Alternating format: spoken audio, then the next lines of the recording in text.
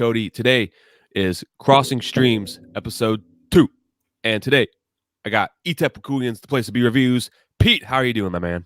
Good, man. Good morning.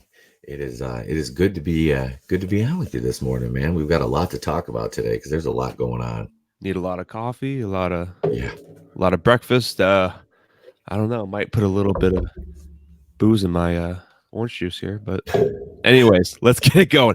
So, today we're going to be talking about Star Wars, of course. Now, as you know, all of you, Phantom Menace, big deal with the Star Wars thing. Of course, if you see the name, put 2 and 2 together, boom, Star Wars. And a lot of people, I talk about a lot of Spider-Man and like Marvel stuff, but Star Wars is my main thing. That's what I know most about. So, though I do like Marvel and DC and all of that, and I've grown up with it, Star Wars is my main thing. And today's news is 2 days ago news. When did this come out?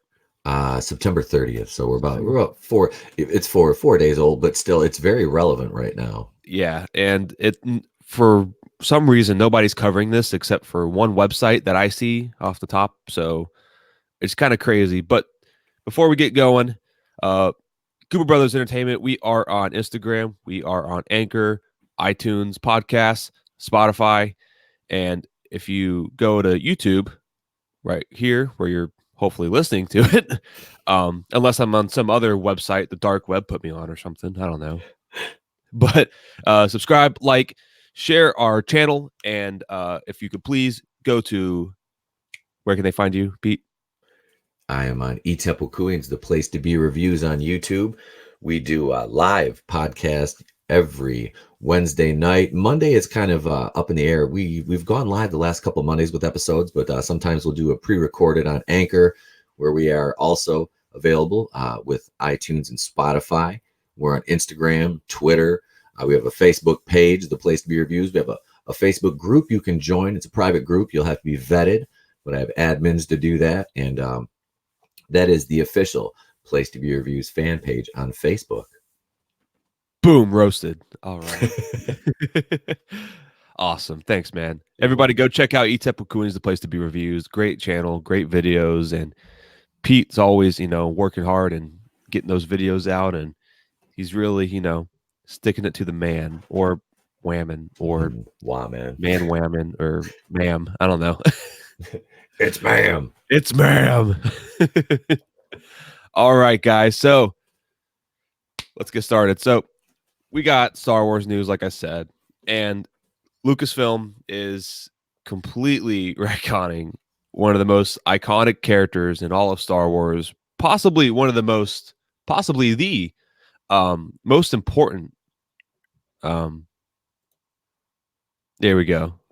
Looks better. Anyways, possibly the most important character in Star Wars, because he sets up the story of Star Wars, the Empire, the fall of the Republic.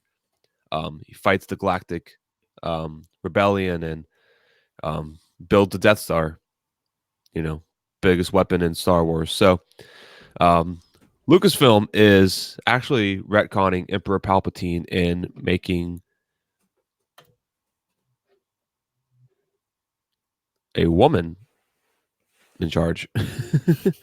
So, which is kind of ironic because for whatever reason, I don't know why, but is this working?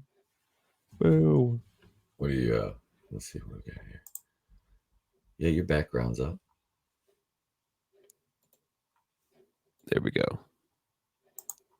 Boom, boom, boom. All right, so here we go. Some weird old guy walking around outside. Okay, anyways. All right, so this is going to be on Screen Rant, obviously.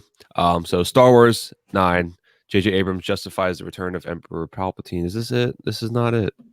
No, it's oh, wait, did I really get the wrong one? Yeah, it's the motherfucker. I was on it earlier. Here we go. Star Wars reveals spoiler built the Empire. All right, so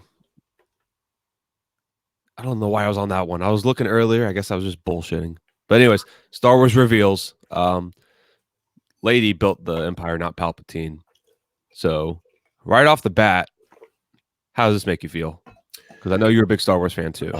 Yeah, I know I do a lot of Marvel and stuff like that, but yeah, Star Wars is my first love, and this is it's just it's ridiculous, man. Like I recorded, it was like almost a 28-minute video about I this watched it. the other day. You did well, thank you, man. I Yeah. appreciate it. It's funny. Like I said, I got 1 thumb up and 3 thumbs down on it, so I'm like, I know I did something right.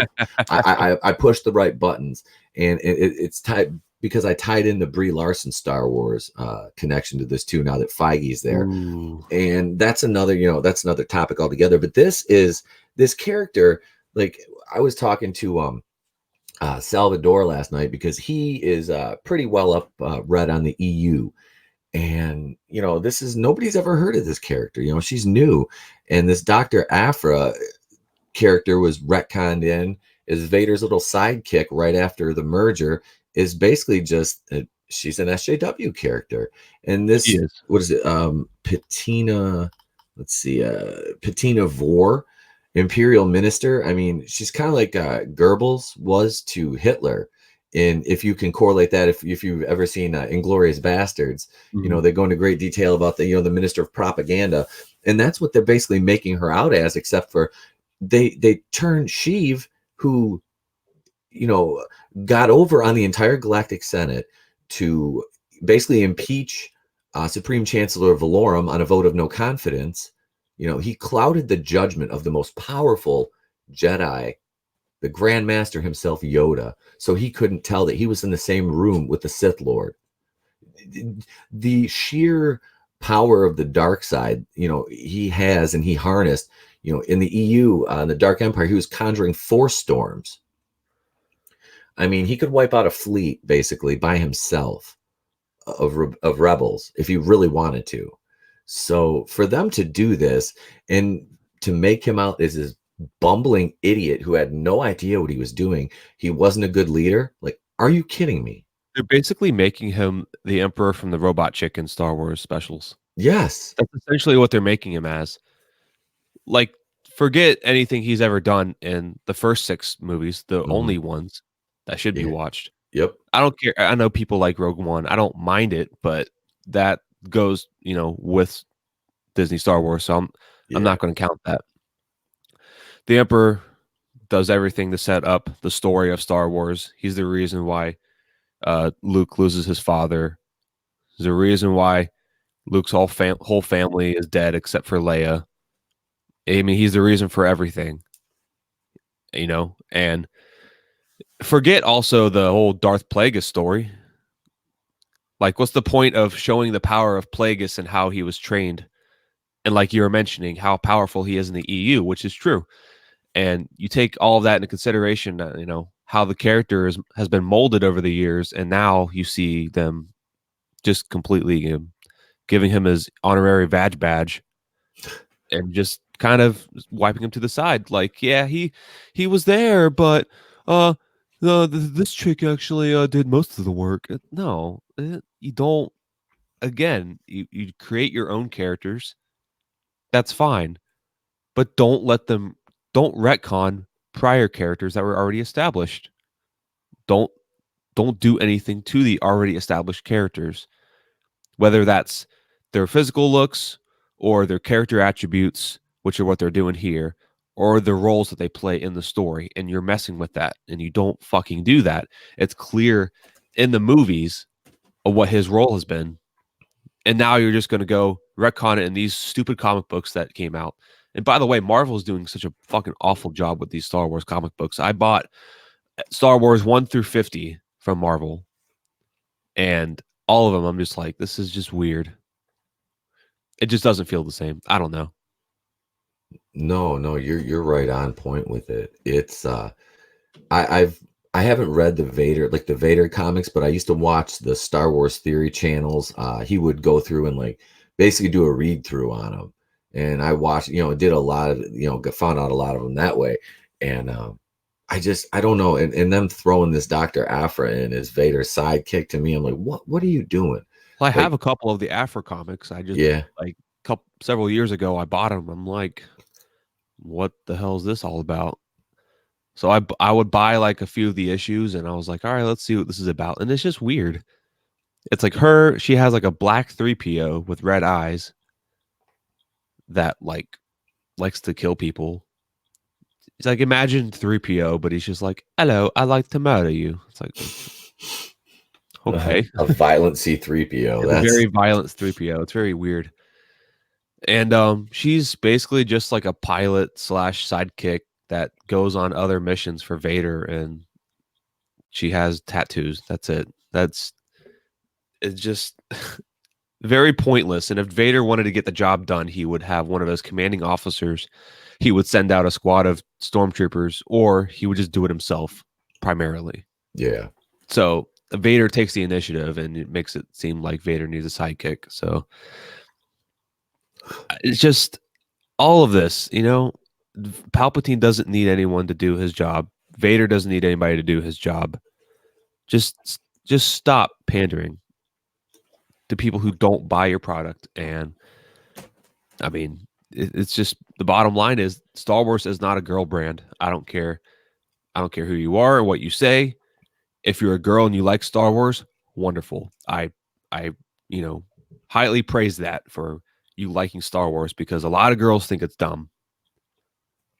I mean, most of the girls that I know either haven't seen Star Wars or they don't care.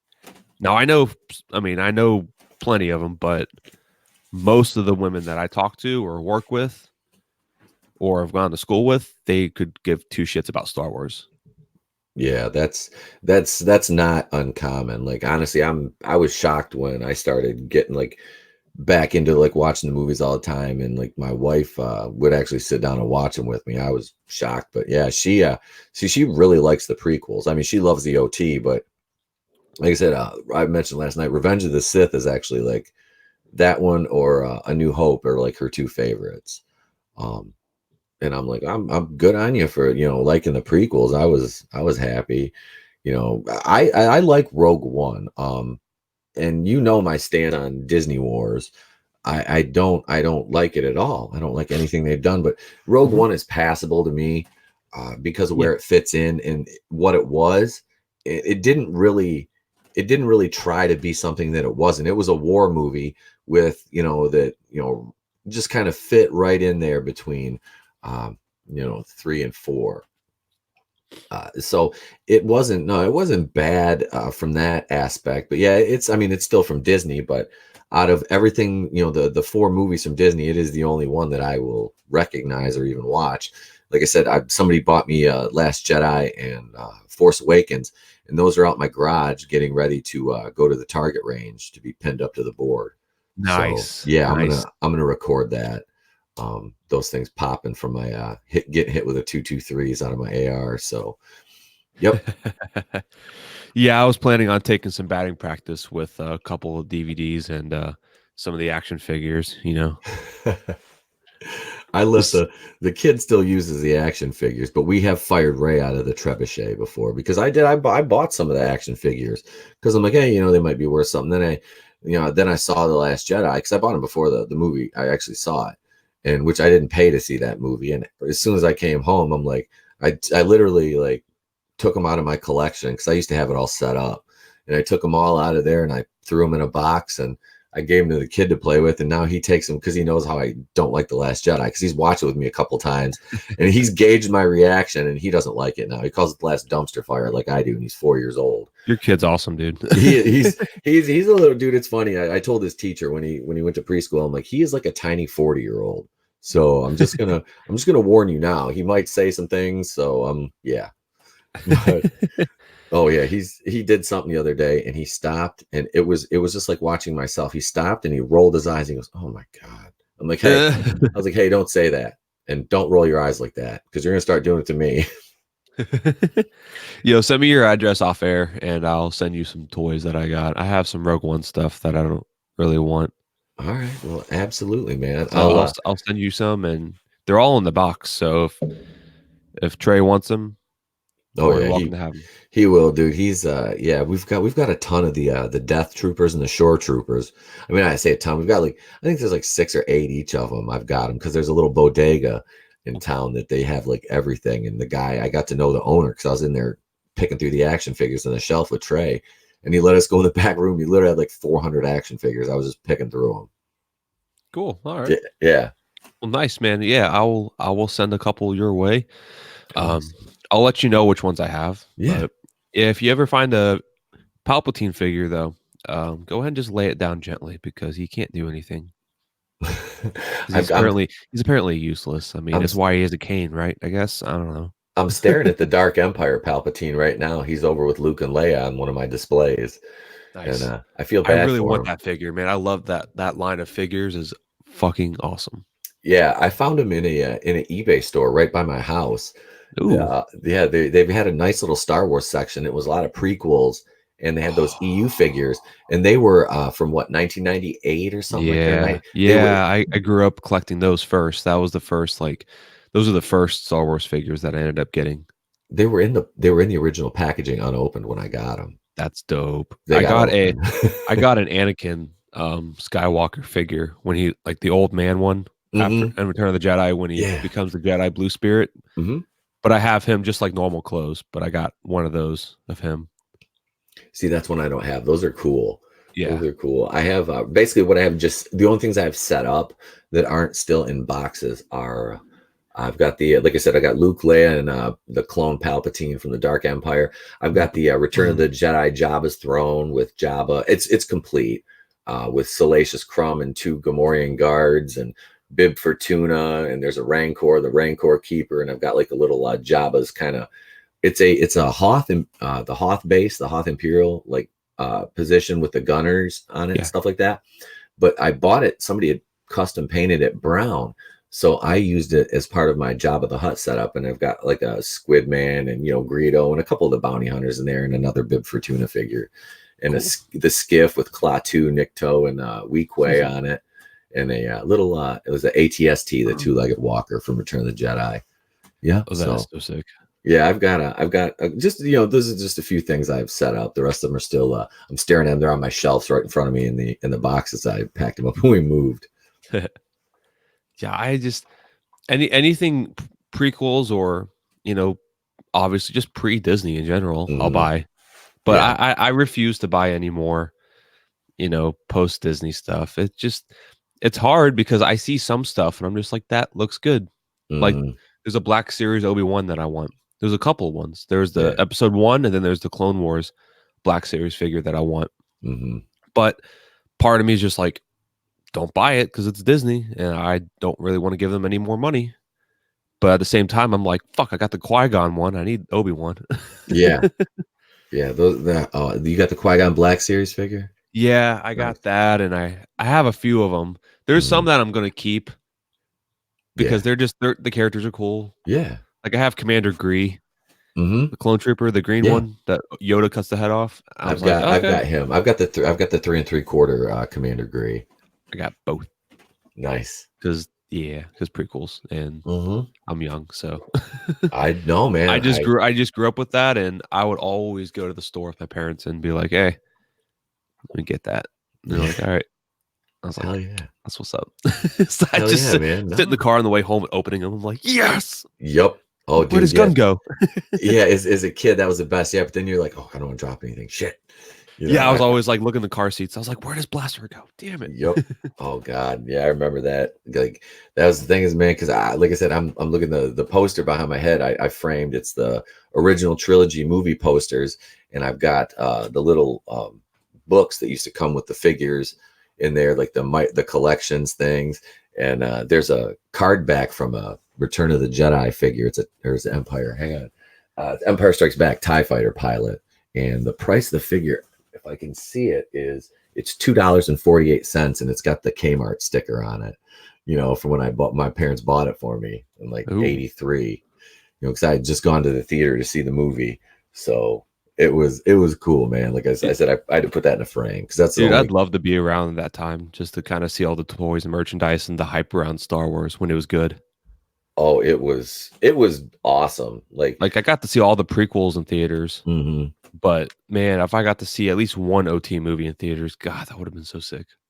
Yep, I was very, very I was shocked that, like I said, man, looking back that my parents took me to the theater at 3 years old to see that, but I was a pretty well behaved kid, so it was it was fun, man. I mean, I remember I didn't move like the whole time. I just sat there and was just like in awe of everything that was going on because I had seen, what was it, on God, I hadn't seen any of the other ones yet, because we didn't have a VCR or anything. And it was 1983, so we got to, go to the theater to see that when it came out. And it's funny because it's the theater that I still go to now that's like 5 minutes from my house. Dope. It's basically like a historical landmark here. It's like what I think it's over 100 years old. I mean, it's an old movie theater. But yeah, man, it's cool to go there still, but the seats are terribly uncomfortable. Like I remember going to watch Endgame there, and I was like, I know, because I went to see Endgame in like this big IMAX theater with these recliners and everything, and then you go to like a local little, like they said, I live in a small town, so it's the seats were like just painful. I'm like, oh, I'm so spoiled. I can't do this. Go big or go home with those movies, man. Yeah, that was the second time I'd seen it, and because I was right after my birthday with one of my boys to watch it, and my wife and I took her like the following week to see it. So That movie kicked ass. it was good, man. I just hated. There's parts of it that were like, all right, come on. Uh-huh. They kind of drug out a little bit, but in the time travel rules were kind of odd just because they're, just inconvenient to the other rules that have already been established in hundreds of other movies. But other than that, that was fine. Yeah. I remember when they released episode 1 back in theaters. I was in high school. Did you remember that? It was like back 2010. What? 2010, 2011. What are you talking? Which? They released Star Wars Episode 1. Re-released it? Yeah, they re-released it in theaters, The Phantom Menace, and they redid Yoda. Mm-hmm. Like they upped the special effects a little bit more. They kind of cleaned them up a tad, and they switched up Yoda, so Yoda wasn't that creepy ass puppet. Yeah, like he was way creepier in Episode 1 than he was in like Empire, even Return of the Jedi. Like he was Episode 1 Yoda. I remember being a kid in theaters. I was like, oh, I was like, how did he get older back in time? Like, yeah, it didn't make sense. I was like, oh, he's creepy as fuck. And then when they cleaned him up, I'm like, oh, cool. It's Episode 2 and 3 Yoda. Nice. Yep. So that helped a lot. But I remember seeing that, and Palpatine wasn't a bitch. yeah. That was the thing, man. Like I going to see the Phantom Menace back when it came out in theaters in '99, because like I was just out of high school. Yeah. I was, and that was like, man, this is awesome. This is the first time I could see a Star Wars movie in theaters, in what, like 16 years. I was 19. So, I was 3 when I saw Return of the Jedi, and I was not disappointed, man. Like I know everybody, the internet was like in its, infancy back then, but yeah, I just remember, like, I had very few friends that were really into Star Wars, at 19. Everybody was kind of like, oh, that's, kid stuff, but like I had a couple of my buddies that like we would watch, like, was it like Gundam Wing and stuff like that after school still. And, we were seniors that we'd sit around and watch Gundam Wing and shit. But, we, and there's like 3 or 4 of us, and there was like the only ones I really hung out with that talked about Star Wars. And I was like, nobody really, they were kind of like on the fence. But I always liked it, man, because especially after seeing the entire prequel trilogy unfold and how manipulative Palpatine was, he just, that movie really just lays the groundwork. Like, it's the foundation. It does. It really does set up a time before the OT, and it lays out the politics. And did it drag on a little bit? Yeah, it did. I mean, I'm not gonna lie. Even though I love Episode 1 to death, and I mean, a lot of people know that. Like, even like I was on World Class Bullshitters back in December last year, and we did the whole Star Wars like saga all day thing. And I was on for Episode 1, and I talked about, like, man, I was like 4 years old when this came out, and I saw it in theaters with my dad. I remember the whole day, and I mean, I was 4, but I understood kind of what was happening. They were setting up, like, how Emperor Palpatine was coming to be, and the politics of it, though I didn't really understand what they were talking about as much. I mean, obviously I know it was about like trade routes and shit. And I mean, but that goes into like also the comic books too, because I mean, after that movie came out, they talked more about why the trade routes were important, and it kind of made sense. But anyways, but yeah, you can kind of understand what was going on, and it really showed Palpatine persuaded himself through the Senate as just a normal guy, just from Naboo. Didn't really, didn't really force anything too much. He just was, he was the Senate. Yep. So he just, I mean, quietly made that known until episode 3. And then I kind of understand what George did though as well. And this kind of goes back to my last video when I talked about like feeling bad for George because a lot of people gave him shit. But Yeah. but the way he did the script and the way they talked in the movie, a lot of people might think it's boring. The script was bland, but I think he tried doing more of a Shakespeare type of thing. Mm-hmm. Just the way the dialogue was. I don't know. That's just always what I felt like, but I don't know. This whole Palpatine thing's really getting under my skin because it's not even like they're being discreet about it. They're not being like they're not trying to, they ruined Luke, but at least they had him in a movie. Like even though they ruined Luke, at least they actually had him in a lot of the movie. And they kind of, a lot of people ate it up, but I digress. No, But I understand. But here they're just like blatantly like, she did it. It's her. So this article it says, whether or not Emperor Palpatine ever returns, there's no denying that this empire's greatest weakness was having him as a leader. Cruel, vindictive, hateful, and detested across the galaxy. It's a miracle Emperor Palpatine took as long as he did to lose all power. But now, Star Wars has revealed the woman who was actually keeping the Empire together for all those years, despite its incompetent leader, Imperial Minister Bettina Vore. Again, what the fuck? It makes no sense, though. I mean, I didn't read the comics, but how the fuck does she keep everything alive? It's one thing if you're like being whipped, but still, how he's the guy who was in the Senate. He took over the Senate. He became the Senate. He is the Senate. I am the Senate. Oh, we got super chat. We got super chat. Salvador. He says patina boar. Am I right? More like a boar, Phil. I'm here to learn, people. Salvador, what is up, my dude?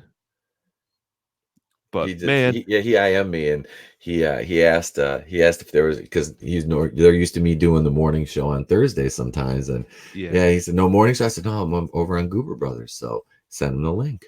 Dope. Oh man, but I don't get this at all. Like if he was controlling the Empire, if he was the leader of the Death Star, he had his little throne room. It wasn't Patina Vore's throne room. Like he kept the Empire. There's no way to even justify that she was even a part of it. You know what I mean? Like I don't understand how she could have any role in it. It's clearly him who's in charge. Was she at home, like calling him, like, hey, like you should blow up that fucking planet. I don't want to. It's not right. Now you should do it. Show that little princess bitch who's boss. All right, honey. Sorry. I'll do it. Yep.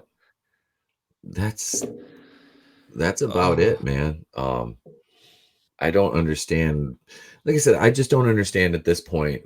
Why are you like basically cucking this dude out like right before you're set to make him the big baddie in your next movie that's coming out in like what, a couple months? And yeah, it's like you're gonna go ahead. Sorry, man. No. I was just gonna say it doesn't make any sense unless you're gonna like last second reshoot and add this chick into the movie. Like, and that makes even less sense. But that would be something that Jar Jar Abrams in his empty mystery box would do. Absolutely. He has no original ideas. So I guess he's having these SJW Marvel writers come up with this bullshit, and then he's probably going to add to it. But maybe he won't even do that. Like, honestly, every time for now, it's like ever since Disney took over, when you saw The Force Awakens and you expected the movie to be mainly Leia, Han, Luke, Han was a little bitch. Leia didn't do anything. She just hugged people. That's literally all she did. She stood around, hugged people, and then like almost had an asthma attack or a heart attack or something. I don't know. And then Luke was in it for like a second. So right then and there, I was like, yeah, they're probably not going to have any of these characters in these movies for hardly any time at all. Even Rogue One, as much as people like it, Vader wasn't in it that much. No. And a lot of people were like, can't wait to see Vader in action. And though he was at the end, but they ended up having to add that like last minute. Yeah, that was a reshoot. Yeah. Yeah. So it's not like they don't plan on ever using these characters as much as they say they do. So we're going to go into The Last Jedi. It's like, are we going to see Luke? No, it's Jake. Are we going to see Leia? Kind of, but she floated. Are we going to see Han? No, because we killed him off like a bitch. Chewie, he ate chicken or something. I don't know. That's all that happens. 3PO, what did 3PO, was he in The Last Jedi? Barely, right? Yeah, didn't he have the red arm? No, he got rid of it. Oh, that's right. He had that in The Force Awakens. He had the red arm, wasn't it? Some shit like that. It was one of them. I think they showed him with that damn thing. But yeah, he was in. I think he was in Last. I tried to block that movie out, man. It's been forever. I haven't seen it since theaters. I was gonna do a review of it for my channel. That was gonna be one of my first videos to kind of set the tone for my channel. Yeah. And I got like 12 pages into handwriting the review, right? Yeah. And I was only 25 minutes into the movie. Ooh. I'm like, nope, I'm not doing this. That's going to be a Mauler video, bud. that's my Halloween 2018 review that I've been talking about releasing because I was having editing issues with the video. Yeah. I'm going to do that right around Halloween as a single release video. It's going to be like, I'm going to watch it again and I'm going to update my review of it. And it's going to be Halloween 2018, 1 year later, a retrospective. So that's what I'm going to do with that. And it'll be this month because it is Halloween.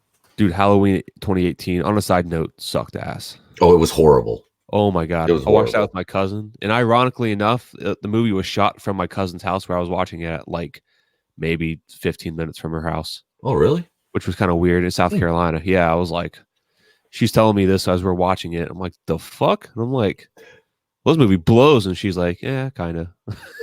Yeah. We're like halfway through. And I'm like, seriously, these characters all fucking blow. None of it makes sense at all. Like, I don't know. I thought Michael Myers was pretty smart until, just the stupid shit that happened. I'm like, okay, this is just whatever. Jamie Lee Curtis, go eat some Activia. I know. How's your freaking stomach, Jamie? I don't care. I don't care. You're not. Yeah, like every male character in that movie was fucking stupid. They were stupid. They were fucking idiots. Like, what's her name? The daughter. She was the worst. Judy Greer. Okay, like her husband was just this bumbling. And of course, he's named Pete. Her husband was just this bumbling fucking moron. I'm like, oh my God. And I think that was the guy that played the Wiz in the Seinfeld episode where Elaine was dating him. I can't remember if that was him or not, but I think it was. I don't watch Seinfeld. I think that's all you. Yeah, that is that I know. But yeah, it was. I'm like, why are all, and then like the interviewers at the beginning of the movie, the journalists, the British couple. I'm like, they're both idiots. Like, they were awful. Oh God. Her husband, Judy Greer's husband, dies, and then she's just like, oh well. Yeah, like whatever. Like he was dead weight anyway. He gets a shit rocked. I was like, what? Yeah. No one cares about this guy. He's their dad. Like, come on. Yep. It's like, fuck. And then the daughter is the worst out of all of them. Oh. I wanted to just throw everything at the TV. Yeah. but I'm not going to throw anything at a 65, 70-inch TV. So No. can't do that. But like the stupid, like the friends were dumb. Like her Mm-hmm. friends were stupid. The weird boyfriend guy, Oh babysitter God. dude, he was a moron. Like I get it. You need to set up deaths for a horror movie. Yep. And I know we're going on a horror movie, tangent right now. Yeah. We're not That's even my at the fault. horror movie That's part, my but fault. that's okay. But man, whew. Wait, hang on. Sal's got a. He says Michael got himself trapped in a basement and just stood there while burning. Don't forget. Yeah, that was the other thing. Yeah. I'm like, in this iteration of Michael Myers, he's not a supernatural being. I mean, No, he's not. he's not, and he just stood there and burned and didn't even flinch at all. I'm like, now the shape when he was the shape and he was supernatural, I can see that, but this is not. No, there's just there's issues. He says do a review of your review. I'm gonna have to. This movie's so bad. Yeah, it's just like I understand like he's crazy and he's Mhm. not even like Joker crazy. He's just not there. Nope. You know what I mean? Like I know people like that. Like him. They just have no emotion and they just kind of just walk around very stiff, just really weird. I see some people that come into the gym like that. I'm like, ooh. Yeah, Oh my, that's you're kind of freaking me out, man. But he doesn't feel pain. That's one thing that I've noticed. It's like he doesn't give it one shit at all. Like he no. might know that he got stabbed or something, but he doesn't feel pain. There's no way. But Yep. he just stands there in the basement while it's burning. I'm like, so wait, are we done? Oh no, they're making 2 more freaking movies. But how is he? There's no way he can survive. Oh, he's Michael Myers. He survived. I know, but just like Yeah. if you're gonna make a movie and try to be like logical about it, then Yes. don't do an illogical ending like that. Nope, he's still alive. Well, you trapped him in a burning basement. The whole house exploded, including the basement he was in. It's not like there was another barricade he could have like hid behind. No. No, Plus, he's in that basement with all the guns. So there's ammo exploding in there. yeah, and I'm like, I don't get it. How is this a thing? Like, Mm-hmm. 500 rounds of buckshot like exploding as well. That's okay. Yeah, he's getting peppered, and like I said, that whole thing would have collapsed on him. So it just it literally made. And I know a lot of the Halloween stuff doesn't make sense, but this was probably it wasn't Rob Zombie Halloween bad. I saw maybe half of the first Rob Zombie one, and I think I went to go do something else. I didn't really get invested into it, but I don't blame you. But back to the Star Wars thing. We're going to get into Halloween movies later on. So, but right now it's what does Salvador say? I like those. Fight me. The Rob Zombie ones. Oh, he did. You like those? That's all you, man. Yep. I mean, I haven't seen them. I should watch them though, just because everyone and their mom's seen them and they talk shit about it. I just didn't. But I mean, hey, if you like them, I'll probably give it a shot just to see. I like seeing the different opinions on it, so it makes me want to see it even more now. I'm not fighting you, Sal. I'm a conscientious objector. You're a Jedi like your father before you. Tosses away microphone. Now take your place at my side, Skywalker. I fucking love the Emperor. God damn it. I know, man. It hurts. Let's see. It says start now. So, and I've been on this fucking page for this whole time. So let's see. Let's click this. Why are we? Wait, a slideshow of. It's the slideshow of the article. Oh fuck. Okay, so they break it down. Bitch. Yeah. Tell you what. Dude, this is what the fuck, man. Sal says I was 18, 19 years old when those came out, so my tastes weren't exactly refined. Oh, no judgment, man. See, that's the thing is like I'm not going to judge somebody for unless it's like I like The Last Jedi, then I might judge a little bit. I didn't realize how much older you were than me. Okay. Yeah, I'm 39. No, I didn't realize how much Salvador was older than me. Oh, okay. Because those came out, I was in like high school, early high school. Oh, all right. I didn't know he was a little bit older. Yeah, I was like, oh shit, I'm an old man. No, yeah, because no, like when I was kind of excited, because I like Rob Zombie, man, and like I said, I dig House of a Thousand Corpses and Devil's Rejects, and I'm looking forward to Three from Hell. God, R.I.P. Sid Haig, man. He just passed away. The guy that played Sid Haig played the clown, um, in the Rob Zombie Halloween, or not Halloween, the Devil's Rejects and shit. He was I need to watch Devil's Rejects too. Never seen that. have you? Well, you got to watch House of a Thousand Corpses first if you haven't seen that one. Oh, is That that the first one? that's the first one that came out in like 2001. Oh shit. Okay. Dwight Schrute is in it. Fuck yes. Yep, he gets in there. He's such a good actor. He is He was very in the Meg, noticeable. and I was like, what a fucking asshole. Oh, he was in the Meg. See, I haven't Yeah, seen that. I want to watch he's in the that. Meg. Yeah, he's a douchebag investor that wears like Air One, like he wears like Jordan ones all movie. Mm. Yeah, and I was like, what an asshole. That's funny. But But yeah. Oh, go ahead. does this lady look like the fucking emperor's like superior to you? No. Oh my god! Yeah, she encouraged her husband to kill himself. Oh my god! Oh, the travesty, dude. This artwork's fucking awful. Yeah, that's not good. Oh my god. That's from Battlefront 1. And we're getting into this bullshit. Nobody wants to see Cucklo Ren. Cucklo Ren. That helmet looks dumb too. But dude, this is fucking insane. Like, dude, this is just unreal. I'm not even gonna read too much about it. If you guys want, go to Screen Rant, read it. I'm not gonna read this whole thing. But like you said, she convinces her husband to kill himself, and Yeah. dude, I don't want quotes from anybody. I'm not gonna read it saying why they did what they did, because that's fucking horseshit. All right. Yeah. Yeah. That's some bullshit. There That you go. that shouldn't happen. That it shouldn't. No. So they ruined it. They killed. So- They took Palpatine out back like old Yeller and put one in the back of his dome. I mean, they're just like, here's the rest of your power.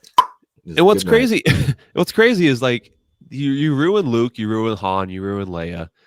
I mean, you didn't ruin what came before them, because that's we all know, real Star Wars fans, we know that those are the real characters, not these new ones, but not these new movies. But it just goes to show that how dead Star Wars really is.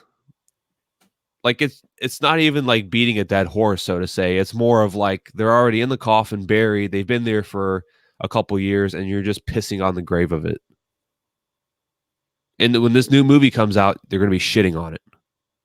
So I just I don't get it. I wish I had a better explanation for why they're doing what they're doing, but I can't for the life of me. Even I don't understand, like, what would make you want to spend $4.5 billion on something and then just dissect it and destroy it for no reason other than it's yours and you can. Money. Well, yeah, absolutely. It's everything they do is a cash grab. So, But to like, me, it just doesn't make sense, because if you want a particular franchise, you must be a fan of it. exactly. But even though, if you love money enough, you know what they say, the love of money is the root of all evil. Money Mhm. isn't, but the love of money is. And evil doesn't give a shit, doesn't take sides, doesn't take shapes. It is what it is. Yep. So I don't see this movie doing well. I don't see the future doing well for Star Wars, and I don't see Star Wars fans hanging on much longer. And if you are a Star Wars fan, then you're not a real Star Wars fan, because real Star Wars fans can tell the difference between Disney and Lucasfilm. Whether you like Disney or not, if you can't tell the difference, then that's not being a true Star Wars fan. You can Mhm. like it all you want. I see these little teeny boppers that shop at Hot Topic all the time in my town and anywhere here in Florida, and they wear like the Last Jedi t-shirts. So I saw some chick at the movie theater. She had a Last Jedi sweater on. Like, all right, well, it's fucking hideous, but whatever. So, all right. Well, I kind of ranted and got a little bit of angry, but it's okay. All right. Do you have anything else to say about this whole Palpatine thing? Because it just makes my blood boil. I know. I don't want to talk about Palpatine and how he's getting destroyed anymore. It kills me, man. And we're probably gonna. I don't. I like I said, I can't understand why other like you buy something like that, you spend that much money, you've got to be a fan of it. So if you really truly are a fan of this, then why would you just take and insert all these hollow characters into the entire mythos, pepper the mythos with just shell characters, screw up storyline time after time again, and give us backstories like Solo with Alden Peckerwood that we didn't care about. The dude has no other acting credits going on right now.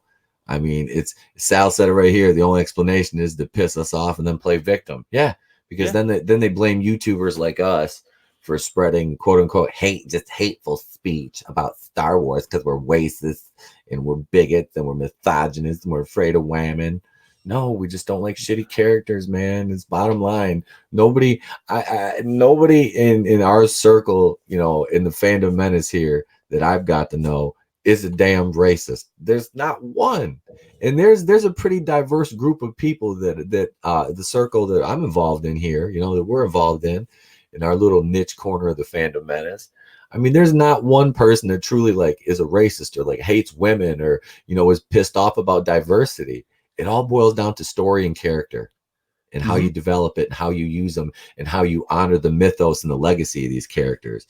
And I'm on a rant here. And they, damn it, God damn it, Lucasfilm. Listen, I know somebody out there will eventually hear this because we bitch enough about it. And it's fucking, it's insulting. And then, like I said, you sit there and you start levying, oh, you're an incel. Come on. Because I don't like a stupid ass character that you really didn't put any effort into developing. You prop them up on identity politics, and then you're going to sit back and insult me, the paying customer. Please tell me how flushed out Snoke is. Please explain how you flush Snoke out. Yeah, he was useless, man. It's like Jar Jar tried to build him up. You know, that was the only thing. Like, he tried in that first movie, like he copied A New Hope, but he like tried to set shit up, and Rian Johnson was just like, nope, here I come. I'm gonna subvert expectations. And Snoke is, you know, Snoke's killed off easily. You know, Finn, you had, okay, so you want to talk diversity, man. And this is the thing, I watched The Force Awakens after I watched The Last Dumpster Fire. And I'm watching, I'm like, damn, they really screwed Finn over because, you could tell that Rey was a Mary Sue right off the get-go, halfway through, not even halfway through The Force Awakens. You're looking at it going, why is she so goddamn like perfect at everything? Like there's nothing that offers any explanation, especially after having seen The Last Jedi. No, there's nothing there. No. Even from the get-go. Like, did JJ try to set something up? Maybe. Was the movie shit? Yeah, of course it was shit. Like, I saw The Force Awakens a few times, and it took me a while for me to kind of just wrap my whole head around it. I was like, why is this making so much money? And then I was like, what are they actually trying to do in this movie? And every time I saw it, and I was like, what the fuck? They're not really going anywhere with it. They have like 5 things to set up, and then they're just like, let's cut it. Yep, let's fuck Finn over, like you said. Yeah. Let's give Rey all the powers. All of them. And now she's going to get even more. Poe's just a taxi driver and an X-Wing. Just. That's true. It's true, man. That, like I said, they could have turned, because Oscar Isaac is a good actor. They could have turned him into the next Han Solo, you know? I thought that's where they're going to go with it. Yeah. I thought he was going to actually have screen time with Han, but look who's wrong. Yeah. Well, they subverted our expectations, certainly. They're subverting everything. Yeah. They're going to subvert my gender soon. They're subverting logic, reason. Well, J.K. Rowling will eventually, in about 20 years, she'll tell you, hey, Cody, you've been gay this whole time. You're like, wait, what? Not that there's anything wrong with that, but she just likes to retcon things. So she'll go back and tell you that. Like I said, in about 20 years, you'll find out. on a side note, I want to add, this is very unrelated, but kind of related to what you said about J.K. Rowling. Is like I was working and I work at a gym, so I get to wear like gym clothes. So and my hair is long, so I've been wearing a headband, kind of like Gardner Minshew. I don't know if you know who that is. Mm-mm. Quarterback for the Jaguars. Everybody go look up Gardner Minshew. I look just like him right now because I have a mustache, soul patch, and long hair, and I wear a headband. And some lady's like, I like the way you have your headband now. It's better than how you had it before.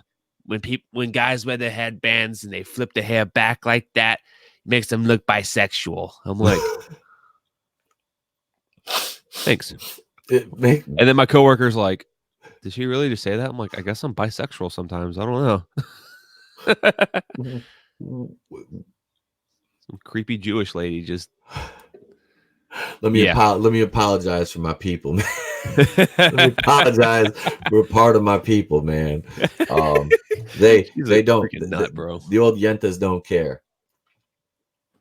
The first step to becoming Florida man.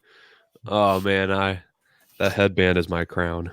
Now when you reenact that picture with the alligator doing the "I've had the time of my life" Dirty Dancing scene, we'll talk. I'll do it. You've got to have the headband on though. I'll do it. I'll wear a Gardner Minshew jersey while doing it and the headband. I can just see it now. Bisexual Florida man, not in quotes, not that there's anything wrong with that. Reenacts scene from beloved movie Dirty Dancing with alligator. Florida man. I'll show you who Gardner Minshew is real quick.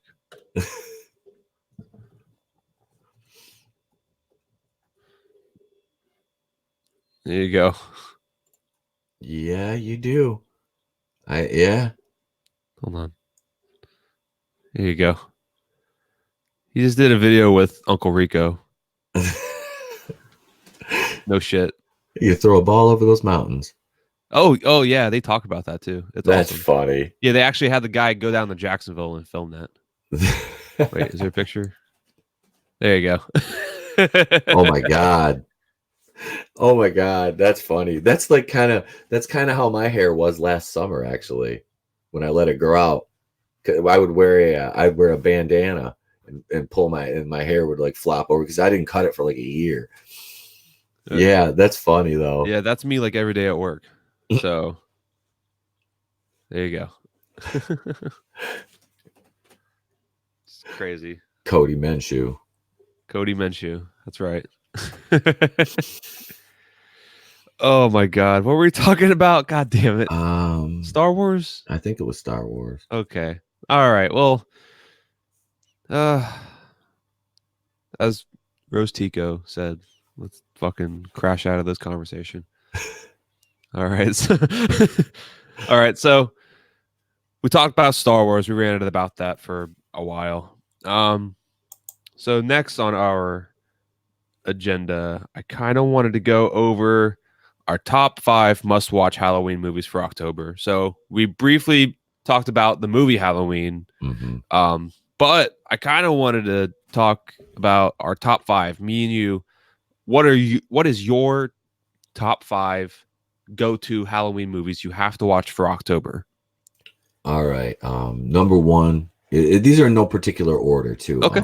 I'll do let's see, because I didn't really I didn't narrow them down enough, but I would say Hellraiser, the original Hellraiser, Clive Barker's freaking classic, man. Nice. I love that movie. I mean, I watched that. I was probably, because that came out in 1987. I saw it. I think I was like, I didn't see it right when it came out. I saw it like a couple of years later. So I was about 9 years old. That movie. And I've been watching Friday the 13th and Nightmare on Elm Street since I was like 6. And that movie terrified me. That is bro. It is, man. You got to watch that. And I love that. That's a must watch.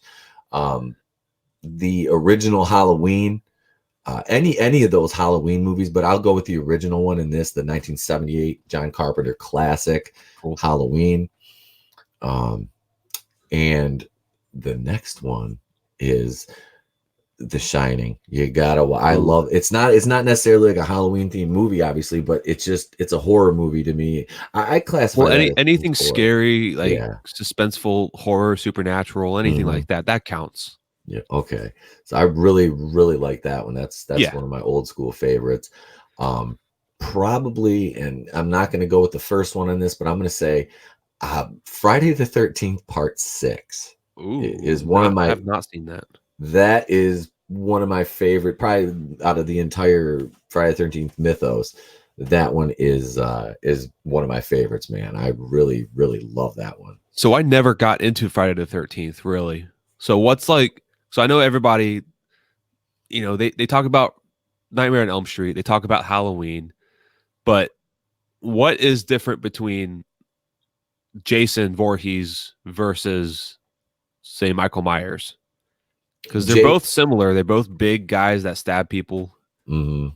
So, like, is he J- more supernatural than Michael Myers, or? yeah, Jason has always been supernatural, except for um, the very first movie. Jason Voorhees is only a child. They only show him in flashbacks when he drowned.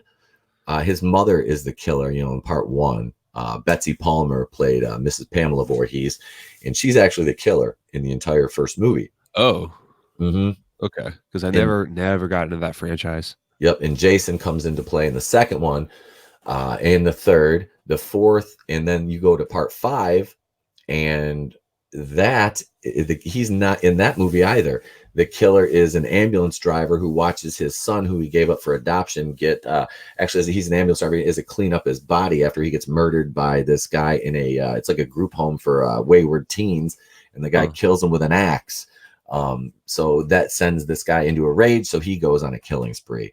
And was it Jason Goes to Hell? Jason's jumping around from body to body through this little oh yeah, it was yeah, he hasn't been the killer in a couple of them, but yeah, man, part five, it's still cool. Six is my favorite though, and then you have, of course, Jason Takes Manhattan, which was great. uh, yeah, I've got the entire like DVD set. Somebody got me for Christmas, so those are fun to watch, man. I got to And get into those because it's Halloween time. It's spooky season, as I say, and it's time to break those movies out, man. yeah, they have that rewatchability factor to me, because you don't get a lot of character development in them for the most of the cast, because they're just fodder. You'll have your final girl, and she gets most of the development. There's a few like supporting characters, but yeah, for the most part you just get Carnage, which is great. And yeah, Jason's much more supernatural um than Michael Myers is nowadays, because now they've tried to humanize him, and they've never done that with Jason. Thank God. I like the way he is. We haven't ever got like an origin story outside of, he drowned in the lake while the counselors were, smoking weed and having sex and drinking beer. So that's why his mom killed everybody, and that's why he kills everybody. So I like, that's all we got. So it kind of leaves it to the imagination. There has been like fan fiction, and I believe they were going to do at one point an origin story about his dad, and that never materialized because the movie rights are all tied up in litigation right now. Huh. Okay. Like I have a hard time believing though, like how they even could make it like not supernatural for Jason. Oh yeah, it wouldn't. Like It he's wouldn't. always like every time I see him in either video games or movies, I saw Freddy versus Jason. Like he's obviously scared of water, but he's Hmm. supernatural and he survives just about anything. He's basically a zombie, isn't he? More or less, yeah. He's like a Um, strong zombie, like a yeah. I don't know what would you call it? He has almost like cognitive awareness. He can't speak or anything, but he's very aware of his surroundings and the things that he's doing. More or less, like, not like, I wouldn't say like a zombie. He's, like I said, it's just like a supernatural thing. I don't really know how to properly quantify what he is, um, other than just an unstoppable killing machine. Huh. Yeah, I think it's super cool. And it's always what every time he's in a movie, it's always at Camp Crystal Lake, or how does that go? Well, he did leave Camp Crystal Lake to go to Manhattan in, I think it was part seven. Yeah, that was, no. Part, was it eight? Eight was Jason Takes Manhattan. Um, Huh. Yeah, yeah, dude. There's been some really crazy, moves made with that. Part 7 was, I think it was A New Blood, and that one introduced his probably biggest challenge was this girl who had telekinesis. So it was a really kick ass movie. Which one is that? He goes to Manhattan. That's part 8. Jason Part Takes 8. Manhattan. Okay, Yeah, I gotta check him out. So what's the first one that is actually Jason killing people? part 2. Part Friday the 2. 13th, part 2. Yep. Okay. Should I even start with one? Oh, definitely, Okay. man. It's worth watching. You know what I mean? It's Okay. very well worth watching. Okay. So I'll try start. I'll start out with that. I'll go see if I can find like a box set of those Yeah, I at got Walmart. like, Maybe I know they have a bunch of horror movies and stuff out already. yep, because I bought a couple of them out of the dollar bin, and then somebody, like it was, like I said, my brother-in-law bought me 1 through 9, which is Jason Goes to Hell. I don't think Jason X is in it, because there's one where Jason goes to outer space too. What the fuck? He's cryogenically frozen and accidentally woke up, like, I don't know, years and years and years in the future, and then he goes to outer space and kills a bunch of people in space. It's fucking sweet. Ooh, Yeah. that sounds cool, but I heard someone say that one was dumb. But Oh, it is. It is okay. absolutely dumb. You have to just take it for what it is. You know what I mean? That's All the right. beauty of those movies. Because I'm not gonna take. I don't know. I'm more into like supernatural, um, like monster movies or Yeah.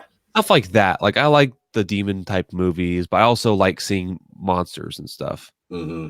I've never been a slasher guy, Oh, so to see, say. that's my favorite, is the Yeah, slasher yeah, one. I know you like those. That's like your thing. Hmm. But I just personally, I've never been too much into the slashers, but except I like Nightmare on Elm Street. I love those, Yeah, but that's kind of like a mix. yep, that's my last one, is like the Nightmare on Elm Street. Any one of those. My particular favorite is part 3. That's the Dream Warriors. That's where like they get their powers in the dreams, all the kids. Yeah. And yeah, man, that was my absolute favorite. See, I've always been like when I was a kid, I was always scared of Freddy Krueger. I dressed up as him for Halloween in like 4th grade. Oh Jesus! Trey plays with my Freddy glove now. So did you have like the legitimate metal one or like the plastic one? I've got the plastic one. I have a plastic costume one, and it Those was metal funny. ones are sick. Oh yeah, I'd like to get one of those put in a case, but yeah, I got that at like was it like a Kmart or something back in the day. They had it in the Halloween costume section. We're talking like 1980, 87 or 88. And yeah, that was the same year that Halloween 4 came out, and I remember I got to see that like as soon as it came out on video. I rented it. I was like 8 years old, and I was like, "Yep, I love that, man." I was like, because I was Freddy for Halloween one year, and then I was Jason Voorhees the next year. Damn, you're killing it. No pun intended. Yeah, yeah, man. Like I said, that's the way I was as a kid. I was like, I always had. I mean, I don't know if you've ever seen the movie House. It's a horror movie with the guy from The Greatest American Hero. If you're familiar with that superhero show from the 80s, short-lived 2-season wonder, that's where the song "Believe It or Not, I'm Walking on Air" comes from. Well, he plays like the main character, but there's the guy that played Bull, Richard Mulligan from Night Court, the bald security guard. He plays the guy. He was the main character's like partner in Vietnam, and he comes back to haunt him in this house he lives in. And I dressed up like him. This helped obscure my Halloween costumes, where I dressed up like him one year for Halloween. And it was like, "Who are you?" Then I'd have to go into this long explanation about who the hell I was, because nobody knew who that was. I have a hard time doing that too. I'll go to like conventions and my costume's pretty like simple. Mm-hmm. Like my best one is the Jedi one that you saw, the green Yeah. one. But I'll go, and a lot of normies, especially here in town on Halloween, I would wear it, and they're like, "Who are you, Luke Skywalker?" I'm like, Damn it! I had to one explain kid. this. I was wearing glasses. I didn't have contacts at the time, so like I was just wearing my regular glasses, and I had my whole full Jedi costume on, lightsaber and everything, handing out candy and stuff. And this little fucking kid's like, "Who are you supposed to be, fucking Harry Potter?" And I'm like, Oh my "Oh." God! I'll stab you. I was like, I looked at my dad. I was like, are we really like doing this? Like, this ain't fucking worth it. I left. Me and my dad are like, all right, let's pack it up. Hey, I hate to do this I have to jet for just 1 second because the dog is at the door. Ooh, So go for it. I'll be right back. I'm sorry, bro. That's all right. All right. So we're flying solo right now. So we were just talking about the top 5 Halloween movies to watch during October. So it's obviously Halloween, spooky season, as I call it. So, but we got all of our, Halloween movies we like, but there's always those handful that are just must watch. You have to every year, kind of that tradition. But I will list mine off when Pete gets back, whenever he's done taking care of his new puppy. But right now, I guess we'll just fly solo. But if you guys want, I guess we can talk a little bit about the what was that? There was another Star Wars thing I wanted to talk about. I can't remember. Um, if you want, we go back on the Palpatine thing, and I think it's just kind of funny. They're talking about obviously the girl taking over, kind of playing the bigger role than Palpatine ever did, which doesn't make sense on its own. But again, how are you going to fit that into Episode 9? And we talked a little bit about that earlier. Kevin Feige, huh? Um, honestly, Kevin Feige will probably be able to somehow, I guess, put it in a movie. I don't know. The Kevin Feige Star Wars thing, that wasn't what I was going to talk about, but I mean, I could talk about that. But I don't understand. I don't know how they would do a Kevin Feige like. Is he doing a trilogy? Is he going to do a solo movie to kind of try to jumpstart things, or is he just going to do a whole like Star Wars like post Skywalker like MCU thing? Um, but that's a good point, Sal. Just going on the Kevin Feige thing, and you think about it, how I'm trying to form my fucking sentences here. How are they going to get all these projects in when they even said we're going to slow it down? And here you are, we have episode 7, episode 8, Rogue One, Solo, and then they said, "All right, we're going to stop for a while. We're going to take a break. We're going to take a deep breath and kind of just lay everything out on the table first before we start jumping the gun." But here we are, and here are the plans. You got the Clone Wars TV show, which was canceled because it was too violent. So we're getting now a Disney-fied version of the Clone Wars. Yes, they said they're going to be using the ideas for the next season that they had years ago. But there's no fucking way they're going to go with the exact plans. They're going to Disney-fy it. They're going to dumb it down. And they're definitely going to just add a bunch of just random shit to it that shouldn't be in there. They're going to add their own spin on characters, and I guarantee it, they're going to like nerf Obi-Wan, they're going to nerf Anakin, or they're going to just nerf Ahsoka. They might make Ahsoka the big bad bitch that just comes in and just, takes control. But we don't know where they're going. Salvador says they're just going to shoehorn her in there and fall back on the comics they literally just printed. Yeah. Episode 9, they're going to shoehorn that one bitch in there. I just, they'll probably use her in a flashback or something. I don't know. They might do some dumb force vision, and then Rey's going to hear some woman's voice talking with Palpatine or something. I don't know. Every time you see these big characters in these new movies, you know they're not going to be in it for much. And if they are, they're going to just ruin their character. What they did with Luke, what they did with Leia, what they did with Han, 3PO, R2, Chewie, all these guys that should be in these movies for a big amount of time. Oh, and Lando, they're going to fucking have him in for, guarantee it, 5 to 10 minutes total screen time. And they're going to have Lando wearing his bullshit fucking Solo costume. I'm back. You're back. Sorry about that, man. Good, brother. She got up, and I'm like, okay, yeah, you need to go outside. I had to towel her off. It's raining. How's she feeling? She all right? Oh yeah, she's good, man. She said to go outside and relieve herself quickly, which is a Cool. shock because she normally just she's a typical female. She just wants to walk around and look at everything. And I'm like, no, let's just get business done. And she did, thank God. So Okay, good. My dog still got the cone on his head, and he's kind of just laying on the couch on my bed right now. He's passed out. He's just hasn't been feeling good. uh, Yeah, so I got these like little wipes, and I gotta like wipe his paw off and stuff, and really get like in between his little toe beans. And yep. but yeah, he hates it. Anyways, I was just going on a rant about Star Wars and how they're gonna, they kept saying they're gonna like, oh, slow it down and take it easy, lay everything on the table, and kind of just oversee what they're going to do and carefully make the next step.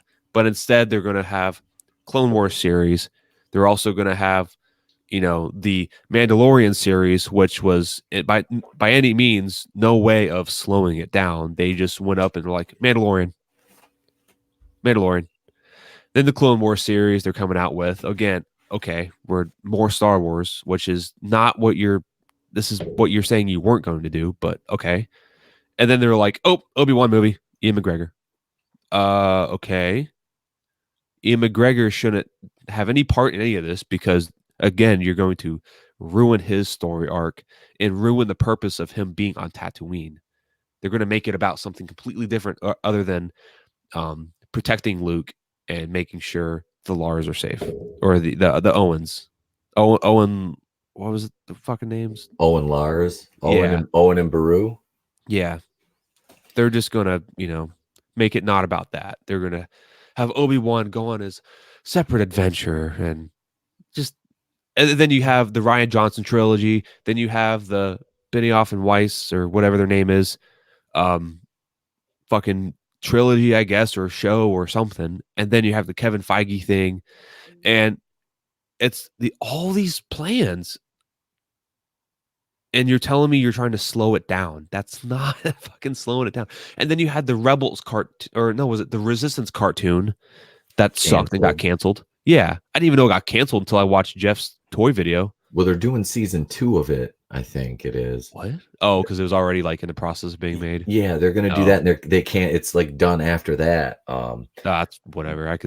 That's understandable, but you came out with that show though. Well, they did, and you're telling us you're slowing it down. Bull fucking shit, Bob Iger.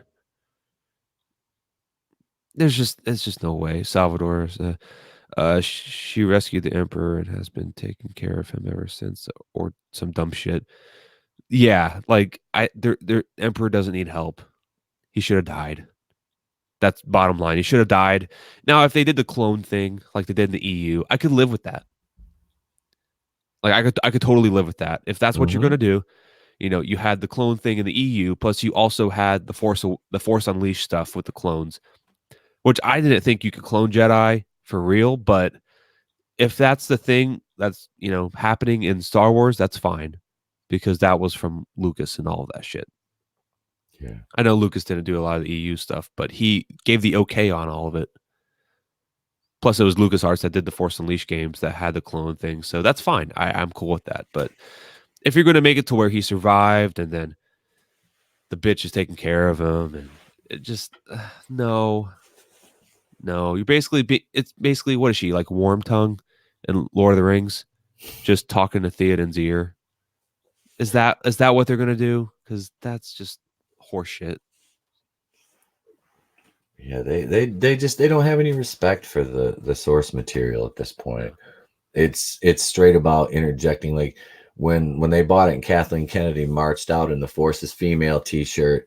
I mean, it's you just it's like, what is it, like this Friday is like Triple Force Friday or whatever, and why is it triple? I think that's what it was. Sal, correct me if I'm wrong, man. This is the Don of 2 Cents Toys in the chat, Mr. Salvador. No, Sal's the shit, dude. He like is, dude. The man with toys, the man with the plan, the original. I don't know if he has tan or not, but I wouldn't have this badass microphone set up, man. He sent me this. I forgot about that gift. That Okay, was okay. fucking sick, Sal. Yeah, yeah, and then he just sent me this. Hang on, I've got it right here too. I'm gonna turn my camera on for a minute because I want to show this off. Ooh, webcam time. Oh Nice. yeah, yep. Let's see Yeah. here.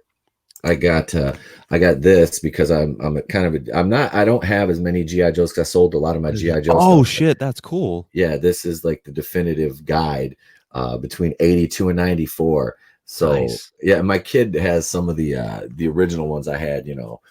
He's got them to play with, Dang. ones that aren't destroyed that I still have some of. But yeah, okay, he said it was correct. It is Triple Force Friday.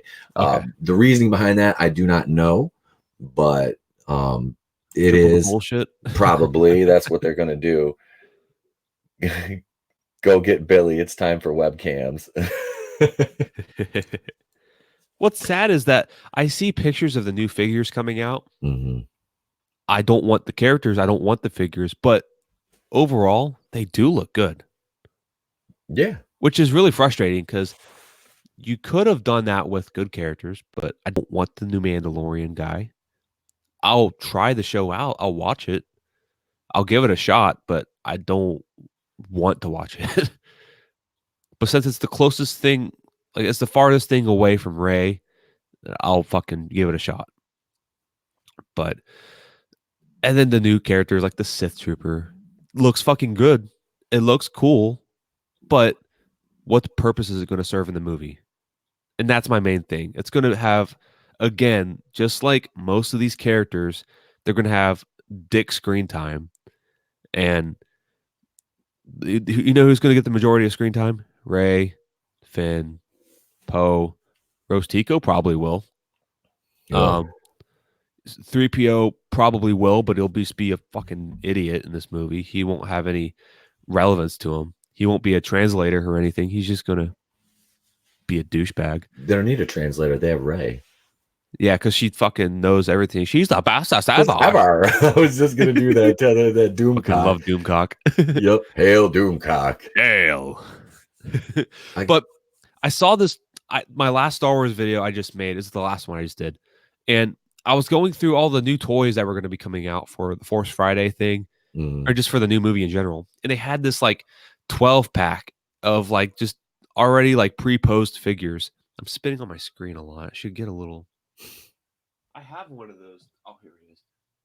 I'll use it later. But anyways, it was a thing for my microphone. I was going to use it, but whatever. Anyways, but they had this like pre-posed like 12 pack of figures, and it had all the characters doing their little thing.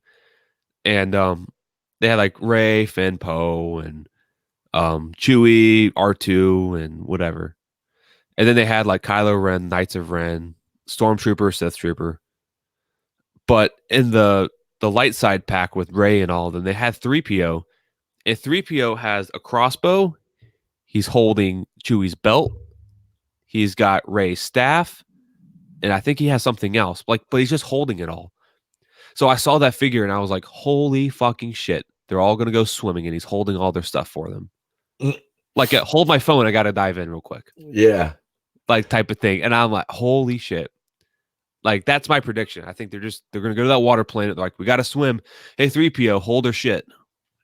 And that's why he has the bowcaster and all the other stuff, the bandolier and all that. Yep. And if he actually shoots it, I'll be surprised. Yeah. He hasn't fired a weapon since what was it? Attack of the Clones, when his head got switched over onto the battle droid's body. Yeah, but it wasn't even like his programming firing it. It was the battle droid's programming. Yep. So technically he's never really fired anything on his own.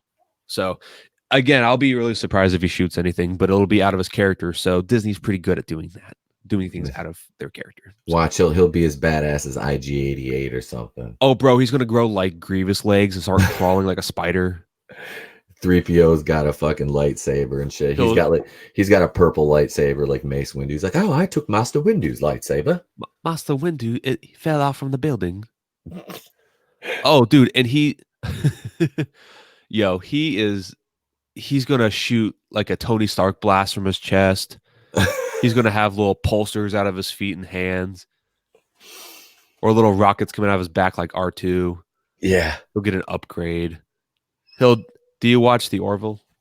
I have not seen it. No. There's these robot like beings in there, and their heads kind of open up with like blasters out of them. And he's gonna do that probably. He just might as well turn into like a droidica. He might as well start rolling around and shit. Yep. He has the Force too. Yep. Oh, Next, he just turns into like a droidica version of BB-88 oh yeah. He's gonna take out. or He's BB-8. You expect 3PO to go out with a laser sword and fight the whole First Order by himself? Of course. Oh That's going to God. happen. It's just that's I can see because we're sitting here saying this and being facetious, and meanwhile, if the Disney writers room or the Disney Lucasfilm writers room got a hold of this, they'd be like, "Oh my God, that's such a good idea. He can be like a total badass, but then he can also preach equality."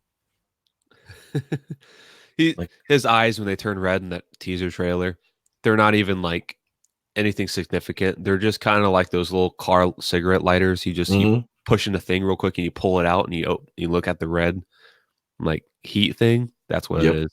They that just is. light death sticks with it. Anybody want to buy some death sticks? I want to buy some death sticks. You do not want to I sell want me to go home death and sticks. rethink my life. Oh wait, Salvador says, and then Ray will finally replace his batteries, and he starts vibrating. Oh boy. I Yeah. speak 13 million languages of sex. Sex languages.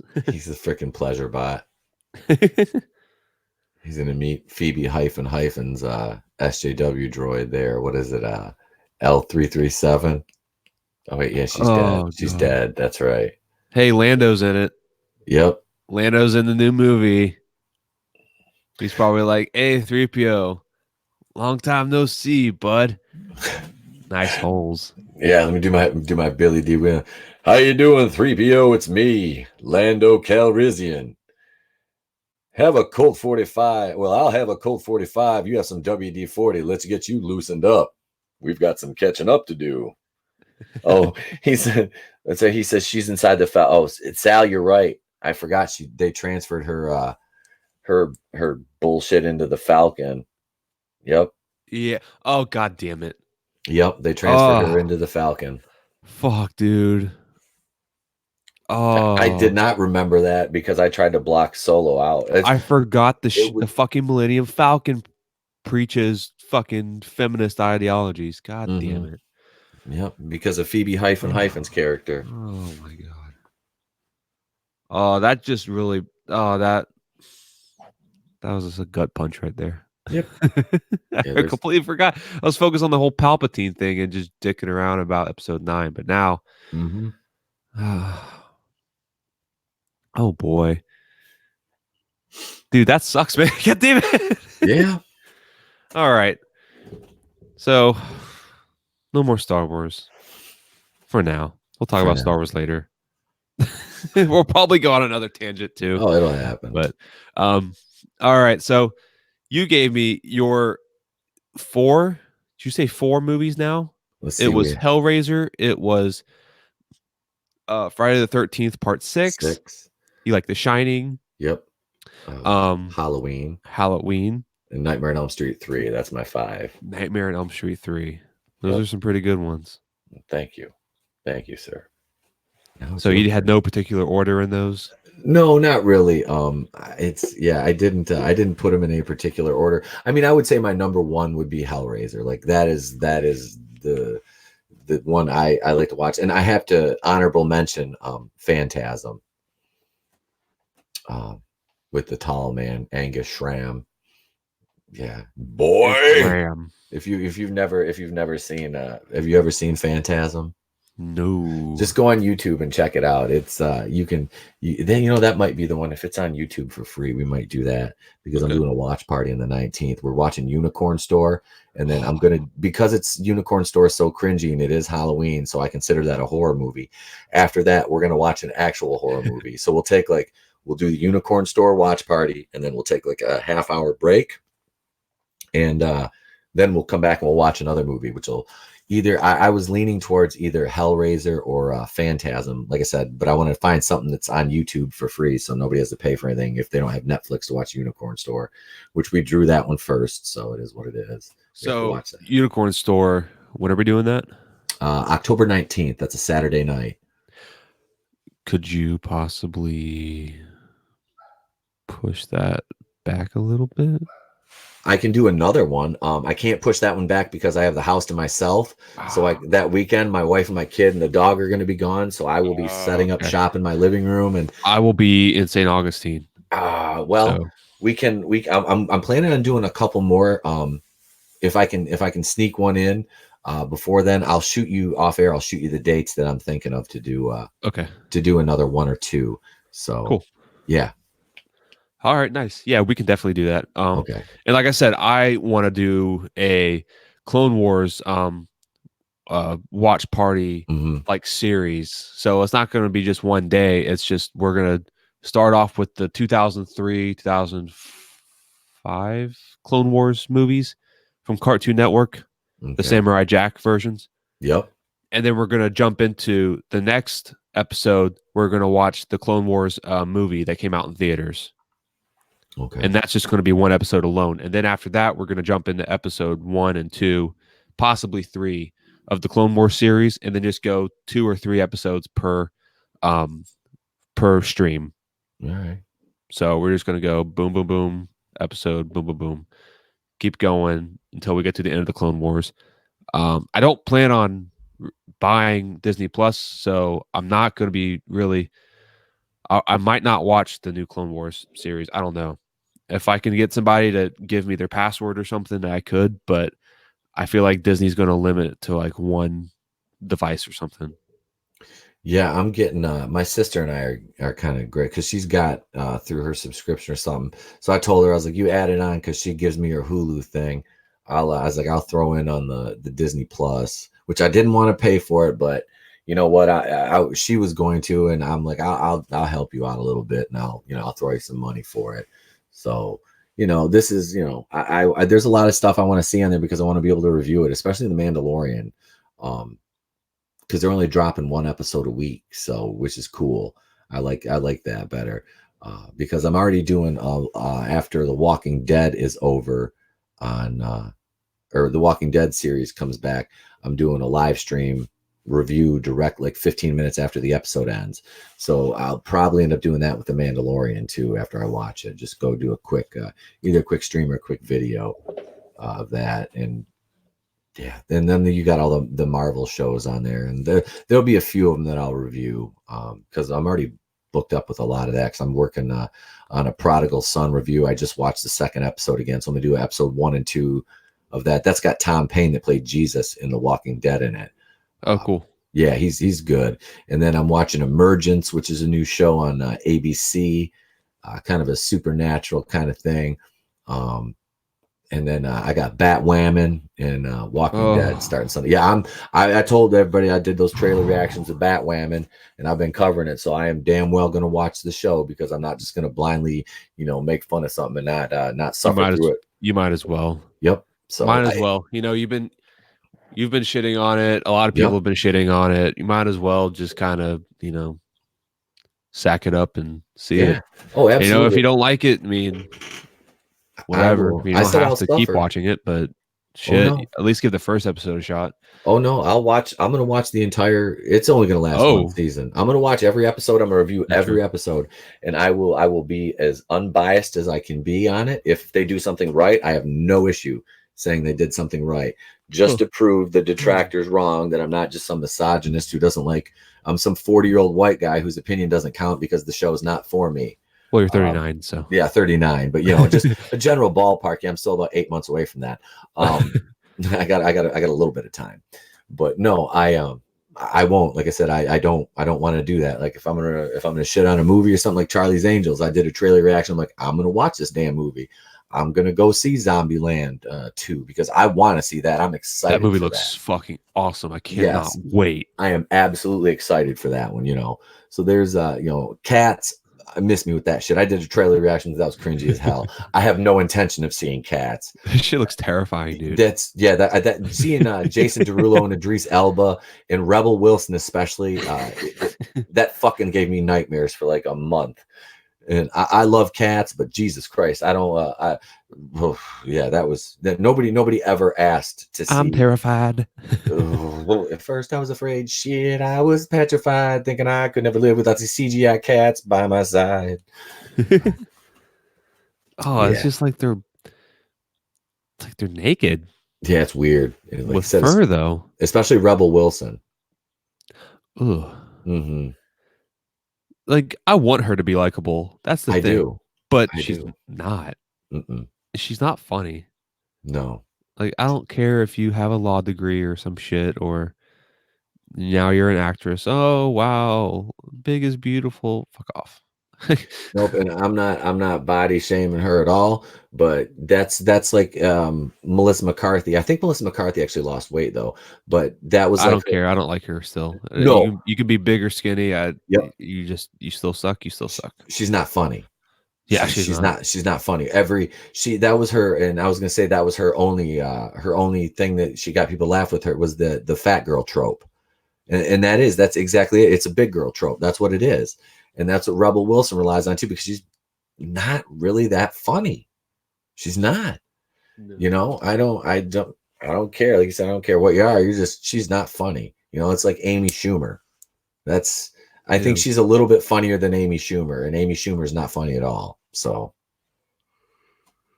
God, freaking Amy Schumer, dude. and there's some badass female stand-up comedians out there. The one, well, she's a Jewish girl, of course. I'm drawn to her. God, was it Rachel? It was Rachel Feinstein. She's hilarious. I don't know who that is. Eliza Schlesinger. Schlesinger. Schlesinger. Yep. Oh, Yep. Yes, I think made me it's think of slushies. but yeah, but there's a couple out. You know, there's more. I don't really listen to as much stand up as I used to, unless it's like a big event one, like the Dave Chappelle thing. But I used to be a lot more into stand up.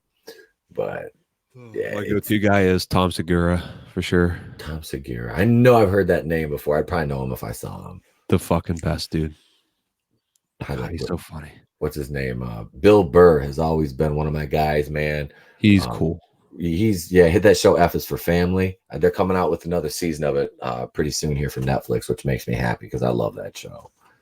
He reminds me, not the way, not his personality, but just like, well, kind of his personality, not like his background, but his personality, because he's like, every time when the kid messes up, he's like, I swear to God, I'm gonna throw you through a fucking wall. I'm like, it just reminds me of my dad growing up. Yeah. A lot of people say. Just like, I'm glad my dad wasn't like that. He wasn't always like that, but if I fucked up, it was yeah, I knew it. And there wasn't any Oh, boy. second guessing. Or am I gonna get in trouble? It was, oh shit. Oh man. All right. Well, I want to go ahead and say my top 5 movies. Yeah. So, no particular order. Again, I really like these movies around Halloween time, and I've always made an effort to see these before Halloween, or even some on. But one is just the first Nightmare on Elm Street. Love that movie. It's a classic, and the world was able to see the genius of Robert Englund. So love that guy. Mm-hmm. Another one is Cabin in the Woods. Some people don't like it. They think it's dumb. I think it's awesome. It's a movie where you can see plenty of different horror monsters and creatures, and still get that Halloween feel to it without it being you know too Halloweeny feeling. I don't know. It's so cool seeing all those monsters all in one shot and killing all those people in the underground base and everything. And one thing that I've definitely made a connection to was a lot of people.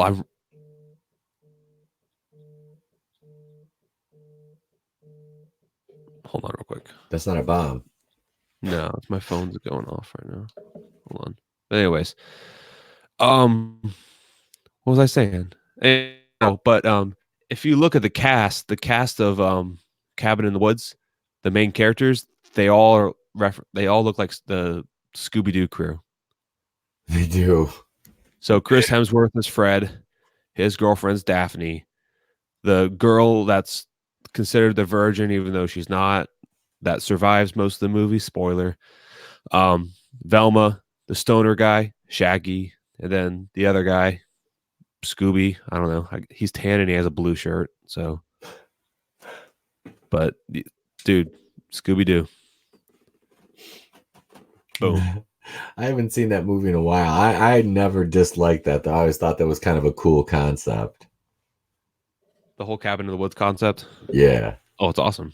Yeah, it was a lot of fun. Plus, what's his name? Bradley Whitford and oh god, the other guy, the stepdad from Step Brothers. The bald guy. Isn't he like the other control? He's the other control operator down there, like the main two guys. And yeah, those two, their dynamic together was just freaking great in that movie. Oh, there's so I don't know. What other movies were they from? I forgot. Well, Bradley Whitford's been in. I think he's been in everything. I know the one guy. He was in Billy Madison. Yeah, that's I think that's Bradley Whitford. Isn't that his name? I can't remember. Hang on. Oh, He's the douche that tries to take the company over, though. yeah. The other guy, I know him too. I can't just on the top of my head think of the movies he's in. Here, I'm pulling it up right now. Let's see. Yeah, like I said, that whole aesthetic in that movie, it was just fun. Let's see. So we had Kristen Connolly, yeah, Chris Hemsworth, Anna Hutchinson, Fran Kranz, I forgot Jesse Williams was in that. Richard Jenkins is Sitterson. He is the bald guy that was the father from Step Brothers, and Bradley Whitford is Hadley. And Bradley Whitford recently, probably most well known for Get Out. He was the father and the white girl's father in that movie. If anybody has seen that one, so but yeah, that's both those guys have like, hella long resumes as far as acting goes. I mean, Bradley Whitford, he's got an extensive resume of movies. He was in The West Wing too. That's what it was. That's what I knew him for the most was West Wing. Huh. Yeah, it's cool. Those two guys are in it. Mm-hmm. Like you said, their relationship in the movie is really funny.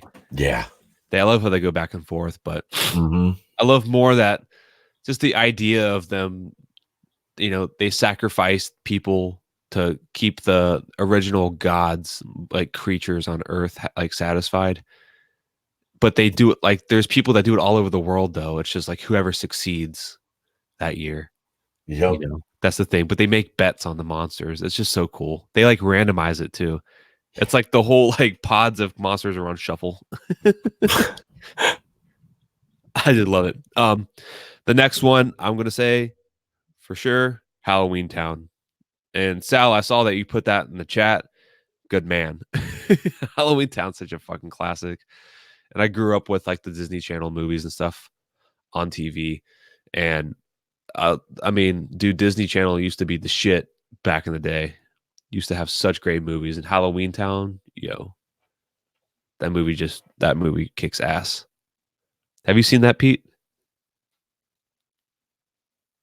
Halloween Town? I don't think I have actually. That one. You have, dude. No. It's got Debbie Reynolds in it.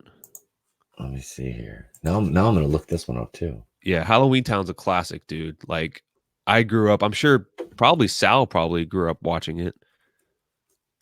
Let's see. But it's a good ass movie. Is that the one from 1998? Was it 98 when they came out?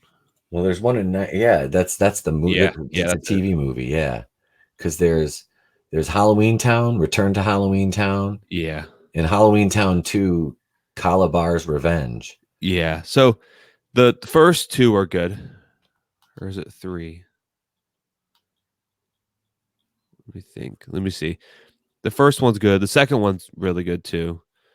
Halloween Town High sucks. Just don't even bother with that. No, wait. Halloween Town High is okay. Return to Halloween Town is stupid. Okay. It's not even the main like character. Yeah, because they got Halloween Town. Kimberly J. Brown is Marnie. Okay.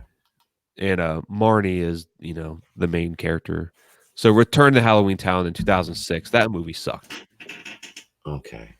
I don't care what anyone says. And it's got the dude from High School Musical in it. Oh, Zac Efron.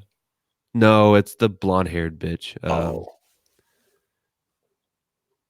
let's see. Whatever. I don't know. Lucas Grabeel. I'm looking Yeah. at it right now.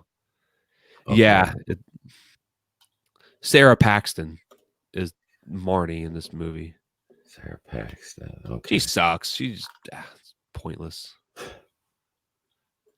I don't know why the original Marnie, she didn't want to do that one. I don't know why. Sal, if you know why, I mean, I don't. Yeah, dude, go. Sarah Jessica Parker and Hocus Pocus could fucking get it. Yeah, that's another one. That was my next one. Is Hocus Pocus. That's a classic too. Yep. Dude, watch Halloween Town with Trey.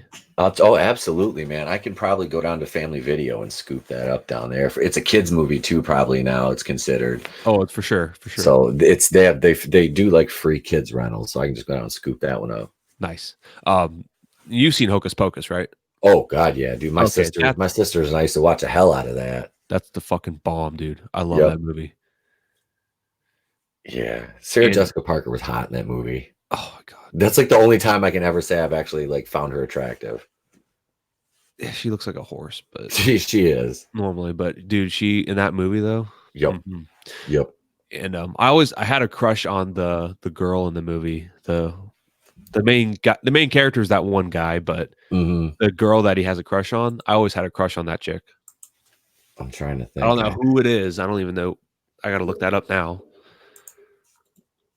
Fucking 24 years old. I've never looked up who that girl was. I just saw her in the movie. I was like, yes. Let's see. Thora Birch. Danny, right? That was her. No, that's the. Oh, Vanessa Shaw, that played Allison. Is that her? Hold on. Dude, these people look weird. She was born in 1976. Let's see. Yep, that's her. Yeah. Yeah. Yep. Vanessa Shaw, not Vanessa. Vanessa. Vanessa. Have you seen the other guys with Mark Wahlberg and Will Ferrell? Yes. It's Christineth. Christineth. You come to my house, you get my wife's name right. Gator don't play no shit. Gator don't play no shit. Gator don't play no Gator- shit. Gator's bitches better be using Jimmy's.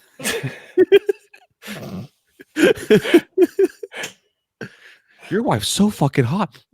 She's cute at best. Yeah. Are you fucking blind? He's downplaying fucking Eva Mendes. That's difficult to do.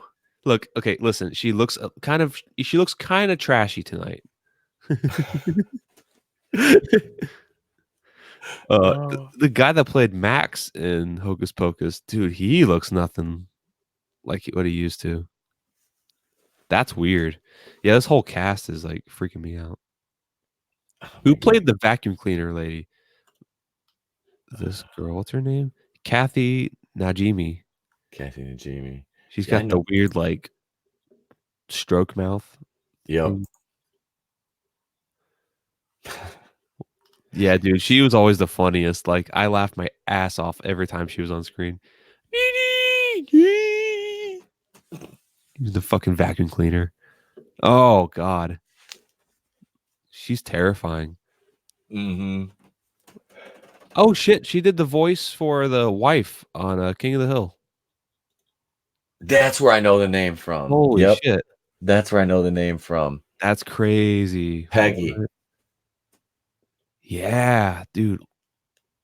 Oh shit. Sal, did you say that Sal said Brie Larson had some quote unquote art leaks? I can tell it's her. How? Her damn talon feet.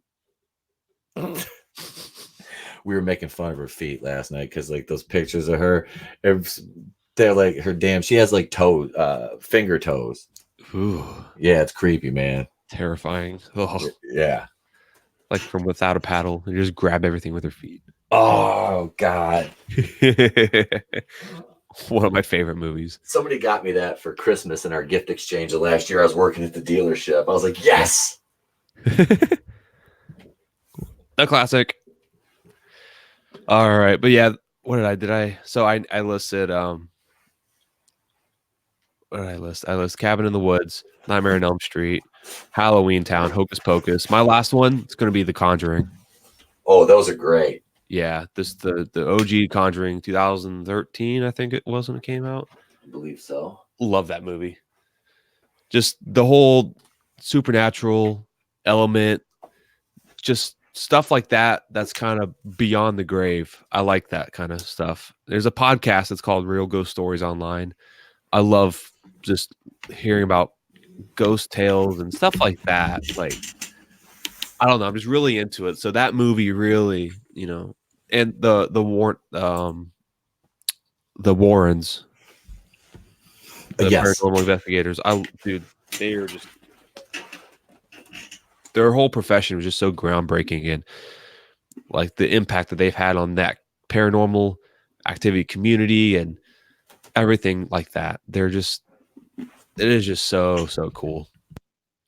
And it's just you think about it and how you can be a median and also just fight evil while also being sensitive to it and knowing it. That's just kind of just it's bizarre but just astonishing to me.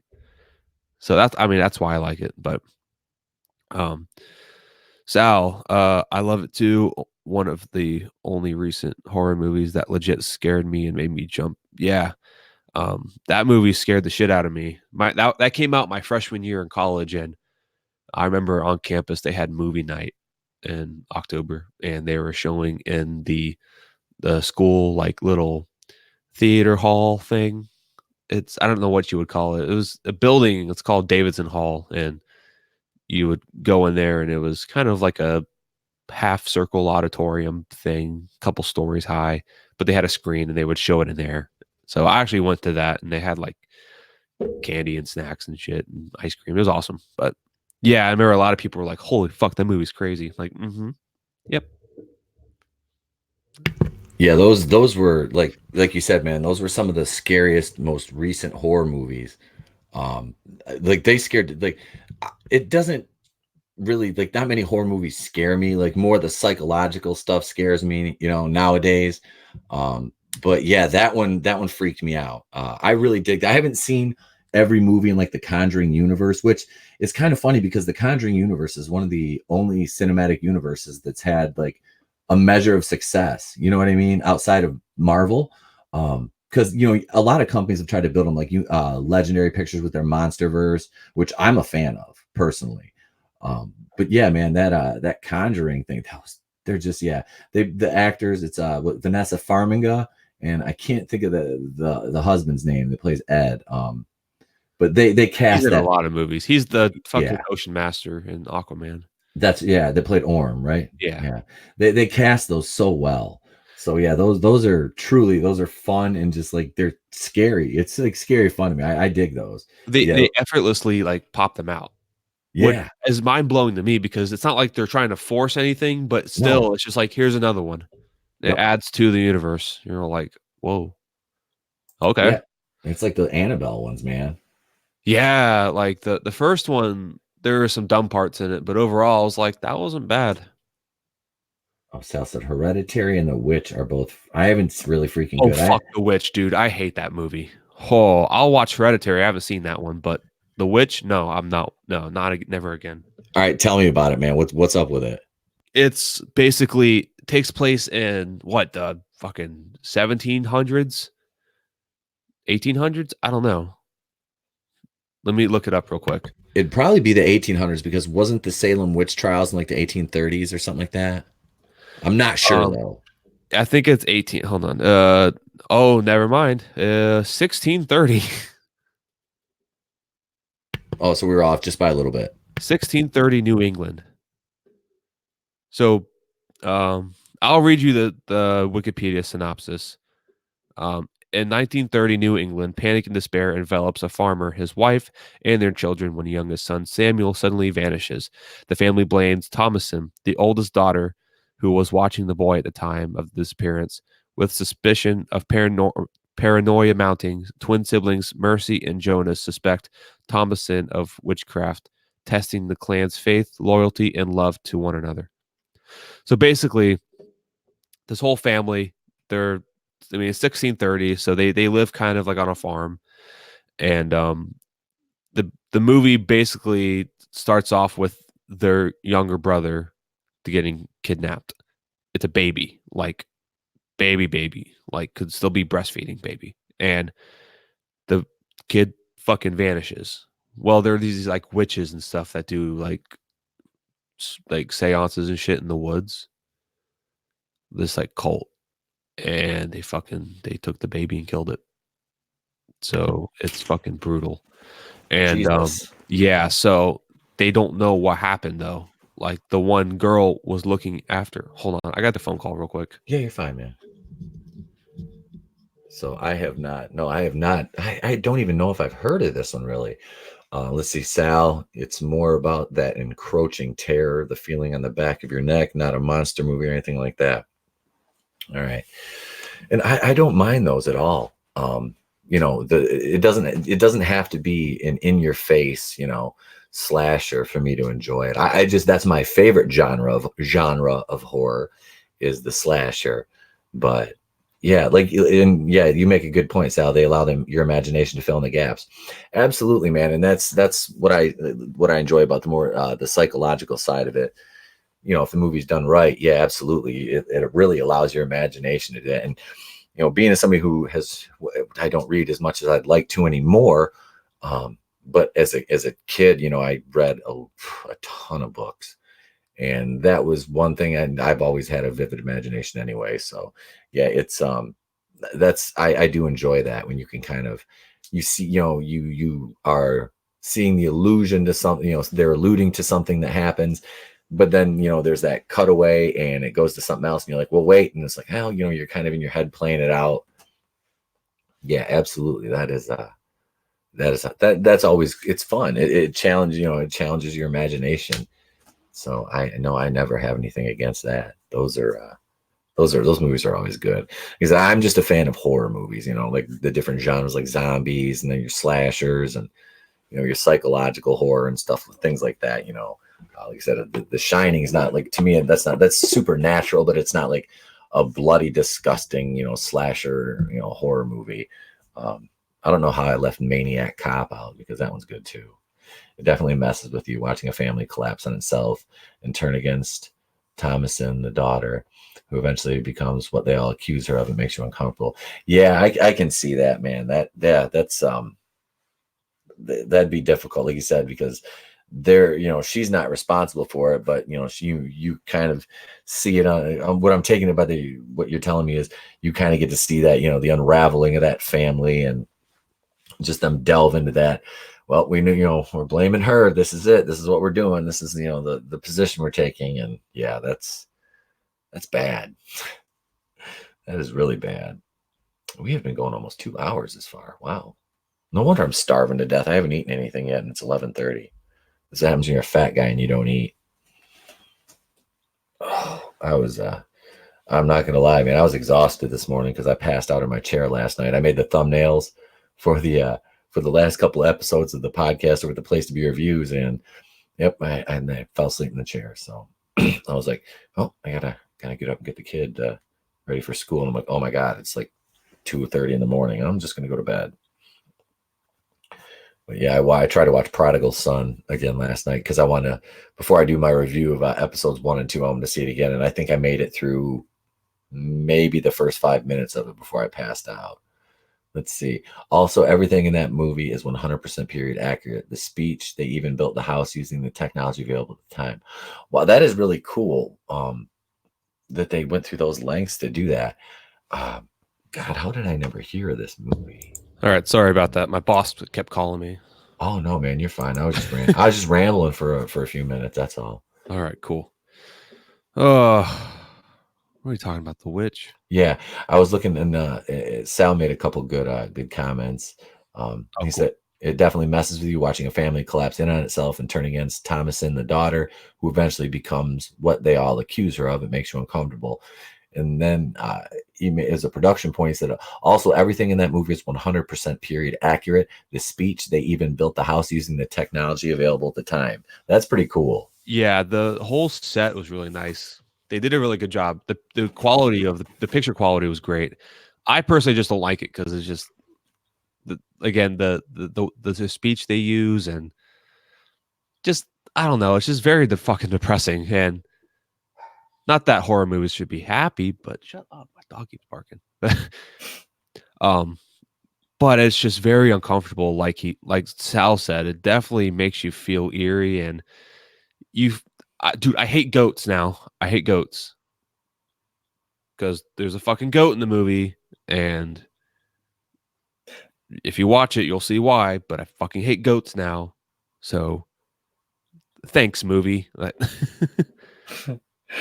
You ruin everything, movie. I don't like goats now. And then it was crazy. Like when this came out, 2015. Yeah. So I watched this with my girlfriend, 2016, I think, like in the spring or something. Mm-hmm. We ended up going to the zoo like a day or two after. Goat fucking attacked us. Oh, fuck that shit. Sorry, I'm getting a little. It's okay. A little too much right now, but oh my god, it was terrifying. I was like, nope. And then we had another goat. It was like sitting on a rock, just looking down on us, like just big old eyes, and we're like, nope, not doing it. So there, that's yeah. I'm very passionate about that movie in a bad way. That's all right.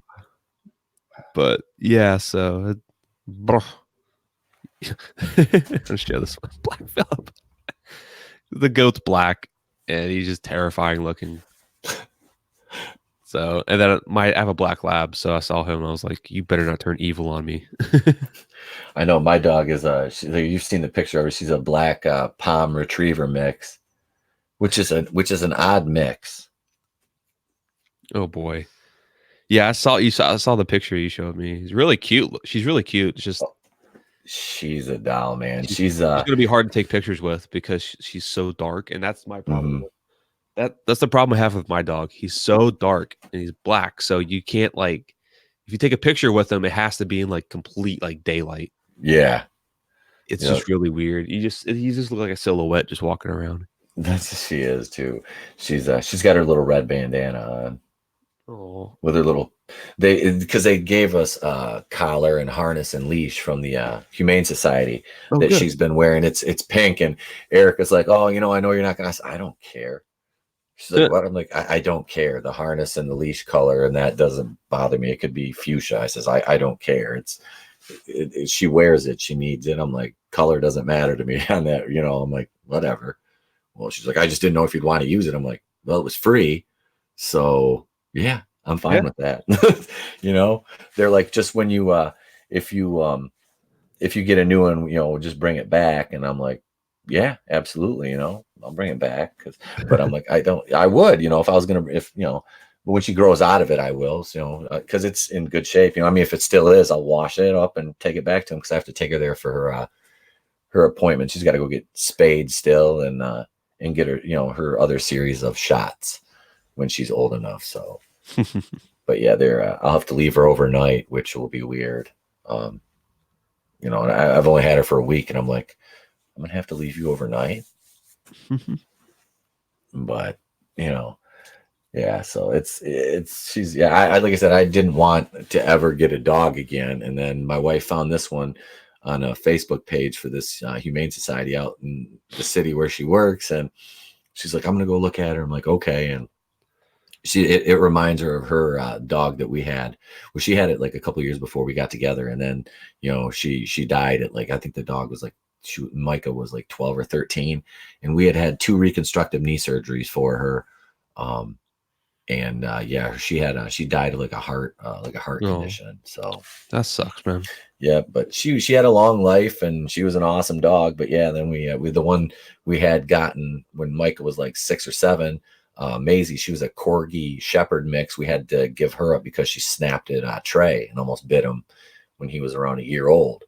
Oh, So yeah, so we found a new home for her. She was a good dog. I mean, she was on Zans, but she had really high high stress or high anxiety for a dog. So we found an old couple with no other pets, and they took her. I found her new home. I didn't take her to a shelter or anything. oh, that's good though. I'm I glad I, you did that at least. I put up flyers and I made flyers up and I was going to put one up in the veterinarian's office where I had taken her to, and the lady behind the counter was like, "Can I see that?" And I showed her, and she's like, "Well, we know somebody who will take her like right now." I'm like, "That's the sooner the better, absolutely." So yeah, Oh, she's in a good home now. well, I'm glad. I'm glad. Dogs like that deserve a home. Every dog does, but Absolutely. I mean, especially dogs that need help. Yep. I mean, if you have a baby, it's kind of hard to take care of the baby and train that dog at the same Hmm. time. So I get where you're coming from there. I've seen that before, and Yeah. it happens, man.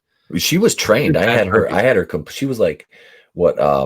Three. She was 3 years old, 4 years old when Trey was born, and I had her fully trained. And after Micah died, she just kind of slowly digressed. And then when the baby was born, she got jealous because he got all the attention. So that's when she really just turned into like kind of like a hot mess. And yeah, we found a new home for her. And then we waited. It's been a couple years since we've had a dog, and it was like the right one came around. So it was like, okay, we can get her.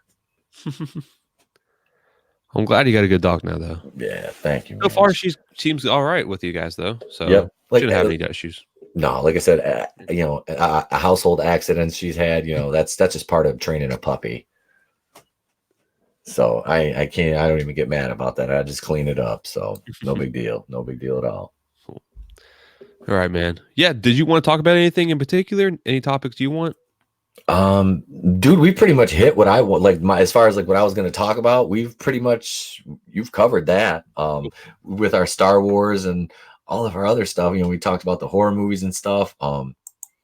Yeah, I'm anxious to get into these NFL predictions. Sweet. All This is right. because I don't get to talk sports over my channel. Sports ball. Sports ball, baby. All right. So, today, this is week 5 of the NFL. So far, it's been pretty exciting. There's only 3-0 teams left: 49ers, Chiefs, and the Patriots. Well, 49ers are 3-0. Other two are 4-0. So San Francisco's coming off of a bye week. They are playing the Browns Monday night football. Who do you pick on that game? That's tough, man, because the Browns are playing good. Baker Mayfield, man. Like I said, I don't really I don't know all his exact stats. I know he's had a couple good games. And when you get as many, high draft picks as they have, it's bound to come together. The 49ers are playing good too, though. But I'm gonna give the nod to Cleveland, because I tend to go in my predictions a lot of times with the overall underdog just as a franchise. Mm-hmm. And I'm a Lions fan, so I can sympathize with the Cleveland Browns fans, because we've never been to a Super Bowl. Yeah, We've it's, never. it's it's tough being a fan of teams that don't normally win, but we stick with it Yep. and we suck it up. It is a labor of love. I'll take the Browns in that one. I'm taking Browns too. Not because I'm a Browns fan and I'm trying not to be biased here, but just I think the facts are just laid out on the table. Both defenses are good, but I think the Browns D line is going to overpower and put pressure on Garoppolo. Myles Garrett and Olivier Vernon. I mean, you have other guys too. Joe Schobert's been pretty good on defense too, but man, overall, that D line I think is going to put more pressure on San Francisco. I think they're going to have a hard time running the ball. That running defense I think will handle them pretty well and fairly.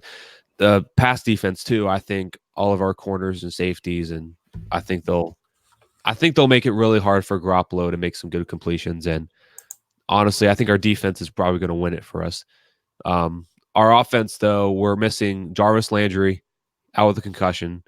Antonio Callaway's back for the first game of the year. He was suspended due to drug policy, so he likes to smoke a little bit of weed. So can't really lay off that for some reason. It's just just don't do it. I mean, Wait till the off season, damn it. yeah, or just don't get caught. Yeah. I mean, Jesus, dude. But Antonio Callaway's back. We still got Odell. Couple good receivers. Ricky Seals Jones is filling in for David Njoku and tight end. Did pretty well last week. I was really impressed. He had a touchdown and he got a few yards. Baker, I think their play calling's getting a little bit better. So overall, I think Browns are going to take this one. And also, if we can get past that, if we can get past San Francisco's defense, dude, Nick Chubb's going off again. Hopefully another 3 touchdowns would also help my fantasy team. So taking Browns all the way on that.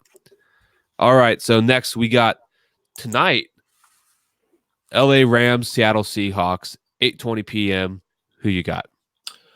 Well, the Rams are coming off a loss, aren't they? Yep, the Tampa. Yeah, that's the Bucks hung 55 on them. Yeah. I think the Bucks put up it was like 55-30.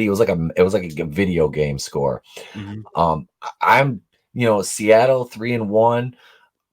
Those two always play each other tough, man. I remember it was years ago when they were both it was when 2 sub 500 teams made the playoffs, like 7 and 9, and I believe it was the Rams and Seahawks were playing in for that, and they've come a long way since then, because I mean, obviously, the successes the Seahawks have had, and the Rams are another team, a ton of high draft picks, and finally getting the right front office and coaching pieces in place, and some free agent acquisitions, and went to a Super Bowl again. Lost the Pats, but it's that's what happens when you play them, I guess. It is what it is, and you're going to lose some. Yep. Usually they're big games, but they hurt the most, but whatever. I mean, Rams are a lot like the Chiefs. They were last year, at least, not now. This year, the reason why they're not playing as well. Last year, they're so much like the Chiefs. They had all offense, and their defense was just kind of subpar.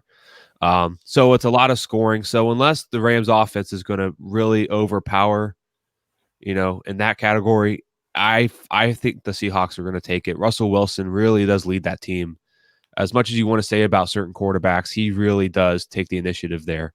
I mean, with Chris Carson even being out, I think he's out for this week, but I think their run game is going to be fine. The passing is going to be normal. Tyler Lockett, I think, is going to lay it down. DJ Metcalf, I think, is going to have a better game this week. I just got a feeling. And honestly, I don't really see the Rams offense clicking that much this week.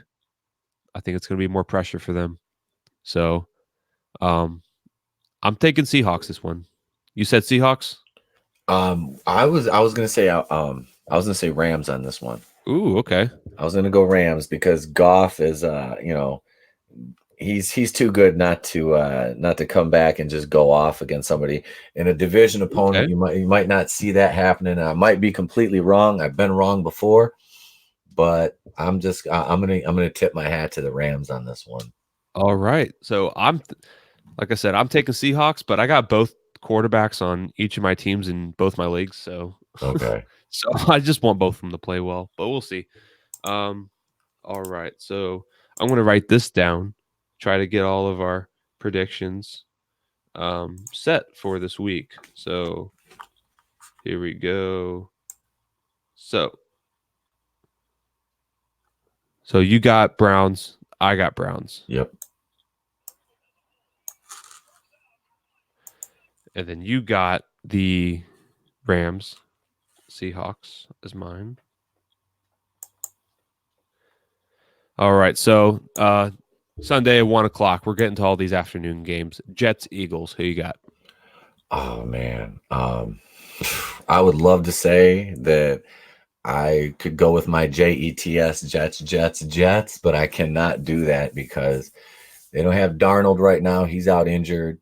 I don't even know if that'd make a difference at this point. But I got to go with Philly on this one, man. Philly, while I'm not a fan particularly, they're 2-2. I don't believe that is indicative. Their record is indicative of how good of a team they are. They could end up being, but right this week in the here and now, I'd take them over the Jets. Eagles all the way too. the Jets are basically a fucking D2 college team at this point. They don't have anybody at quarterback. Their only weapon is Le'Veon Bell, and if they can't run, which what happened against the Browns, I mean their offense is pretty much useless, especially against a pretty defense with the Eagles. It's pretty. I mean it's fine, but any defense against the Jets, I think you're going to be okay.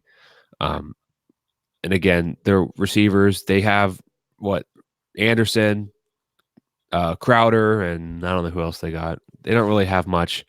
No. Eagles all the way, and especially Jordan Howard. He had three rushing touchdowns last week. So I think their run game and passing with Carson, I mean, they'll be fine. The Bears are missing him. Bears are. Ugh. I mean, whatever running back fits your offense better. But honestly, I think Jordan Howard is always really good. But I mean, Bears still have Cohen and Montgomery, so I think they'll be fine. And they're 3-1. Jags Panthers battle against the Cats. Who we picking? Oh boy, I got to go with. I'm gonna go with Cam on this one, man. I'm not a huge Carolina fan, but I'll take Carolina in the battle of the big cats. I got you there. Cam Newton's out, just so you know. Oh, he's out. Oh shit. Yeah, so they got rookie quarterback Kyle Allen in. I never even heard of Kyle Allen. I don't even know. Kyle Allen was just drafted. He's pretty solid, man. But I mean, he put up some yards, but he didn't score. Their main weapon's Christian McCaffrey at this point, but they have some good receivers still. But if your guy ain't throwing to the receivers, you're either rushing or you're throwing it to McCaffrey. Oh, but I was going to say McCaffrey had a big game last week too. Didn't he both rushing and receiving? Didn't he? Yeah, dude, he is my favorite running back. He is just him and Nick Chubb are my favorite running backs. And man, McCaffrey is just so deadly on the field. He's so quick. He's strong. He can break tackles. He's agile. He can catch the ball insanely well. He's he's the triple threat. And there's no other better running back, I think. Man, you can say all you want about Saquon Barkley, but dude, McCaffrey all the way. He's solid. I'm going to go on a limb and say Jags. I'm a Jacksonville fan. Duval, but I'm going to go on a limb and say Jacksonville. I think they've been in a pretty good groove lately. I think the Minshew madness is really picking up with this team. You got a bunch of different receivers he's hitting. Fournette's starting to pick up a little bit on his production. He's starting to get a little bit more yards, some more carries. I think the defense will pressure Kyle Allen, considering he's a rookie. Both rookie quarterbacks going at it against each other. So it's going to be a really good game. I can't wait to watch it. I'm going to go Jags. Okay. Next we got Vikings Giants. What are we doing here? You got some Viking fans in your area. I do, and I am. I'm kind of a Giants fan a little bit. But that goes back to the 80s with like Phil Simms and stuff. Although I do own a Plaxico Burress Giants jersey and have a custom New York fitted hat I had made for them. But I do, and they have, what's his name? Daniel Jones now. Yep. They started in the Manning era is over.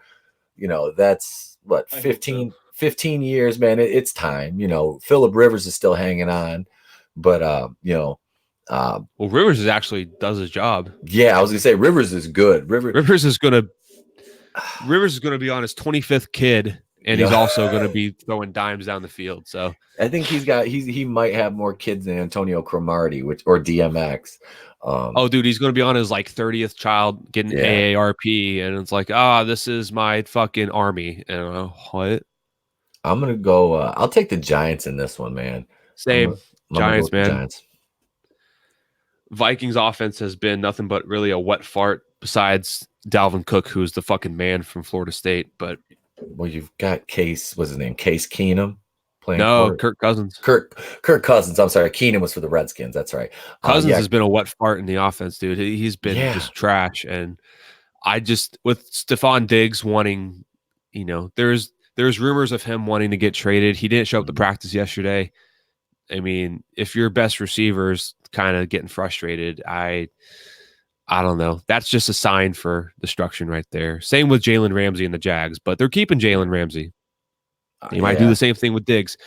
I think there's good trade value in him, but overall, Mhm. if you want to win games, you keep who you got. And honestly, Yep. they were probably stupid of getting rid of Case Keenum because it seemed like a good fit for him. Yeah, he's better I don't than know, but overall, Cousins. I'm taking Giants. Man. Daniel Jones is on a roll, like you said. Yep.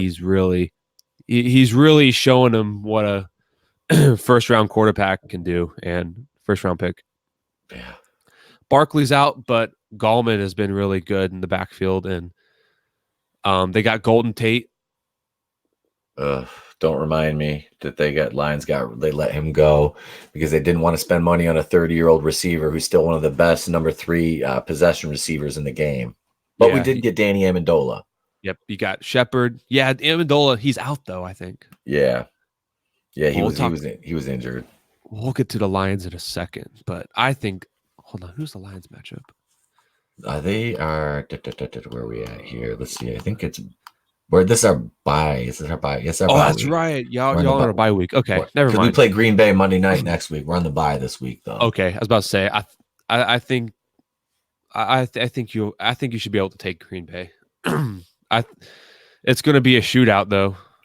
Yeah. Stafford Rogers. It's just going to be touchdown pass after touchdown pass. Well, especially with the way Teddy Galladay's been playing, man. Oh man, Him that guy and Hickson, the tight end the rookie tight end. Hawkinson. TJ Hawkinson is out. I always fuck up his name right now, but I think he should be okay by then. Yeah, a lot of people are speculating he'll be healthy. He's just a fucking beast in the red zone, man. First round draft pick from Iowa. He's great hands too. Great hands. And after we, picked Eric Ebron kind of high in the draft, and he was alligator arm and everything and butterfingers when we had him. He's more of a red zone threat for the Colts now. Oh yeah, you get luck thrown to him the past year or so, and then now Brissett's throwing dimes. Only quarterback this season now Brissett is with multiple touchdown passes. So yeah, it's going to be a good week for them. But real quick, yeah, Giants for me. Vikings, I think they're going to have to start rebuilding soon. So next, Falcons, Texans. Falcons and Texans. Let's see. We got 2-2 Houston, 1-3 Atlanta. I can't believe Atlanta's 1-3 right now because they still have Matt Ryan back there, and Mohamed Sanu, and I mean they Calvin Ridley. Yeah, they have good weapons, man. But Houston right now 2-2. Deshaun Watson is playing out of his mind. That kid is just. Yeah, he's probably one of the brightest young quarterbacks in the game, I would say, man. Just like pure athleticism, and he can throw the ball down. I mean, God, he's putting up 300-400 yards a game. I mean, he's the fucking best, and it hurts me as a Browns fan that we could have had him. We could have had Mahomes too, but let's not get a 5-star quarterback. Yeah. At least we got Baker, but yep. Like you're saying, he's the man, dude. He's got all those targets he's hitting. He's got Will Fuller. He's got DeAndre Hopkins. I forgot their tight end's name. Akins, something like that. I don't know. But I'll take Houston in this one all day. I want to go with you on Houston as well. Again, their offense is, one of the best, arguably one of the best defenses as well. Falcons, for whatever reason, have only won one game, you said? Yeah, 1-3. My screen's not showing the matchups, but or the records. But dude, it's kind of crazy the weapons that they have, and they've been really utilizing Austin Hooper at tight end. So I mean, besides him, and Julio's been all right, but he's getting up there. Calvin Ridley hasn't been doing shit. Sanu hasn't been doing anything. Their run game, Devontae Freeman, he's a wet fart, and he has been for the past couple of years. He gets hurt every year. Yep. Ito Smith, I don't know if he's out, but Ito Smith's been doing as much or not, maybe even more than Devontae Freeman in the backfield. Matt Ryan's good. I don't know what's wrong. It's either coaching or it's just something's not clicking with him, or it's defense. I haven't been really watching the Falcons, but speaking of defense, that's for Houston, man. You got JJ Watt hasn't really shown up much this season yet, and Jadeveon Clowney's gone already, which They spent all that dough on him, and Yeah, Jadavian's all the way in fucking Seattle, and he's yeah, taking care of business there. yep, But Houston's also got Kenny Stills now from mm-hmm, Miami. So that's another good target for yep, Watson. So I think that passing game is going to kind of pressure the Falcons. I think Texans all the way. yep. Texans all the way for you too. So we're going to go over to Bucks Saints. Bucks, good division rivalry here. God, New Bucks are hit or Orleans, miss, dude. Like they're either on fire or they're just kind of shitting themselves. New Orleans has got Bridgewater starting because Breeze is out with that broken thumb Yeah. on his throwing hand. So I mean, this is this, but they're still 3-1, and they have I can't remember the kid's name that plays. He's kind of like the little white Cordell Stewart for New Orleans. There, number 7, is it Hill? Something Hill? Taysom Hill. Yep, Case and Hill. That guy is such a wild card, and I love watching him play. Oh, dude, he's a 5-tool player, bro. He's the utility guy. Yes, man, this guy is freaking, and he's good at everything he does. That's the thing. Like, he's not just like serviceable; he's good. 5-star athlete. Yeah, God, dude, he's versatile as hell. But no, man, I think Tampa Bay is, you can't sleep on Tampa Bay either. Like I said, look what they did last week. Worst So, team with a good offense. mm-hmm. I've never seen a team that was so just mediocre at the same time as having such a dominant offense and just scores nonstop. It's so weird. And Jameis Winston, just so weird of a guy. Like, Now he's the one. He was out of Florida State, right? yeah, he's the crab leg. The crab legs guy. Yeah. That's what I'm saying. I know he's the crab leg guy. Eat a W. No, that's Tampa Bay. I remember the Bucks from the 80s that were a doormat. The 90s, they started to get good at the end of the decade when John Gruden came there. And he took them to a Super Bowl in 2002, and they beat the shit out of my Raiders. Which Gruden coached before, he went to Tampa Bay, or after. But anyway, I think that it's completely flipped now because, like you said, they have such a good offense. Back in the day, they would score 14 points a game and let Warren Sapp and Derek Brooks in the defense and Rondé Barber, handle business, and the defense would score, 7 points a game. It's not like that anymore. That being said, I'm gonna go with the Bucks in this one. I'm gonna go Tampa Bay because they do have that offense now. I think so too. Not that they're the best offense in the league, but I think just the momentum they've been having. Mm-hmm. They scored a lot against the Giants, but they lost just because of due to a kick. They could have won. They also just beat the Rams. Rams not as good as they were last year, but you know what? They still beat the fucking Rams. So I'm going Bucks as well. I want to go out on a limb with you, and I'm saying Bucks. That momentum going forward, I think that can push past a good Saints team. Mm-hmm. We'll see. Next, we got Bills Titans. I'm just going to say first Bills all the way. I'm not even going to get really into it. I think Bills offense is way better than people think, and I think their defense even better. Isn't Josh Allen out for them, or is he back in this week? I think he's in. I think they just took him out. I don't know. Actually, let me see. Because I know he went out during the game last week. Let me check my fantasy app real quick. Okay. I'll kind of in this one I can't pick Buffalo because I would be I think I would get disowned by my co-host if I pick against the Titans, because I know that is her secondary favorite team, because she's a Lions homer just like me. Even though she's around Tennessee now, I'll go with the Titans. All right. Mariota showed out last week, had a good game for Tennessee, so I'll give the Titans a nod in this one. Okay. Concussion, Josh Allen. Yep. So, he may or may not be okay. We'll see. It says Wednesday, October 2nd, Allen concussion will be limited to individual drills during Wednesday's practice. Matthew Fairburn of The Athletic reports. Spin. Clearance of any form of activity suggests Allen has at least made some initial progress through the NFL's 5-step concussion protocol. He still have a few more hurdles to clear in order to suit up for Sunday's game against Tennessee. I think he'll be fine. Okay. But they will win only if he's okay, though. Mm-hmm. I don't think their backup's going to be able to do it for him. So depends. I'm just going to go say Bills. Okay. I got Titans in this one. Yep. All right. Next we got Cardinals Bengals. This is like it sucks to say it about the Bengals, but this is a loser bowl. But God damn, I'm gonna go with my my boy Loudy and the Bengals in this one to pick up their first win of the season, because Arizona cost us a win, and we're stuck with a freaking tie at the end of our record too because of them. So yeah, I'm gonna go with the Bengals on this one.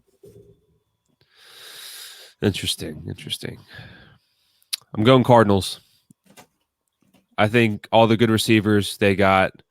Kyler Murray, I think, stepping it up against this Bengals defense. I think the Bengals have no defense, and quite honestly, as a Browns fan, it's hard for me to pick the Bengals in any matchup. I understand that. So that's like me rooting for Green Bay.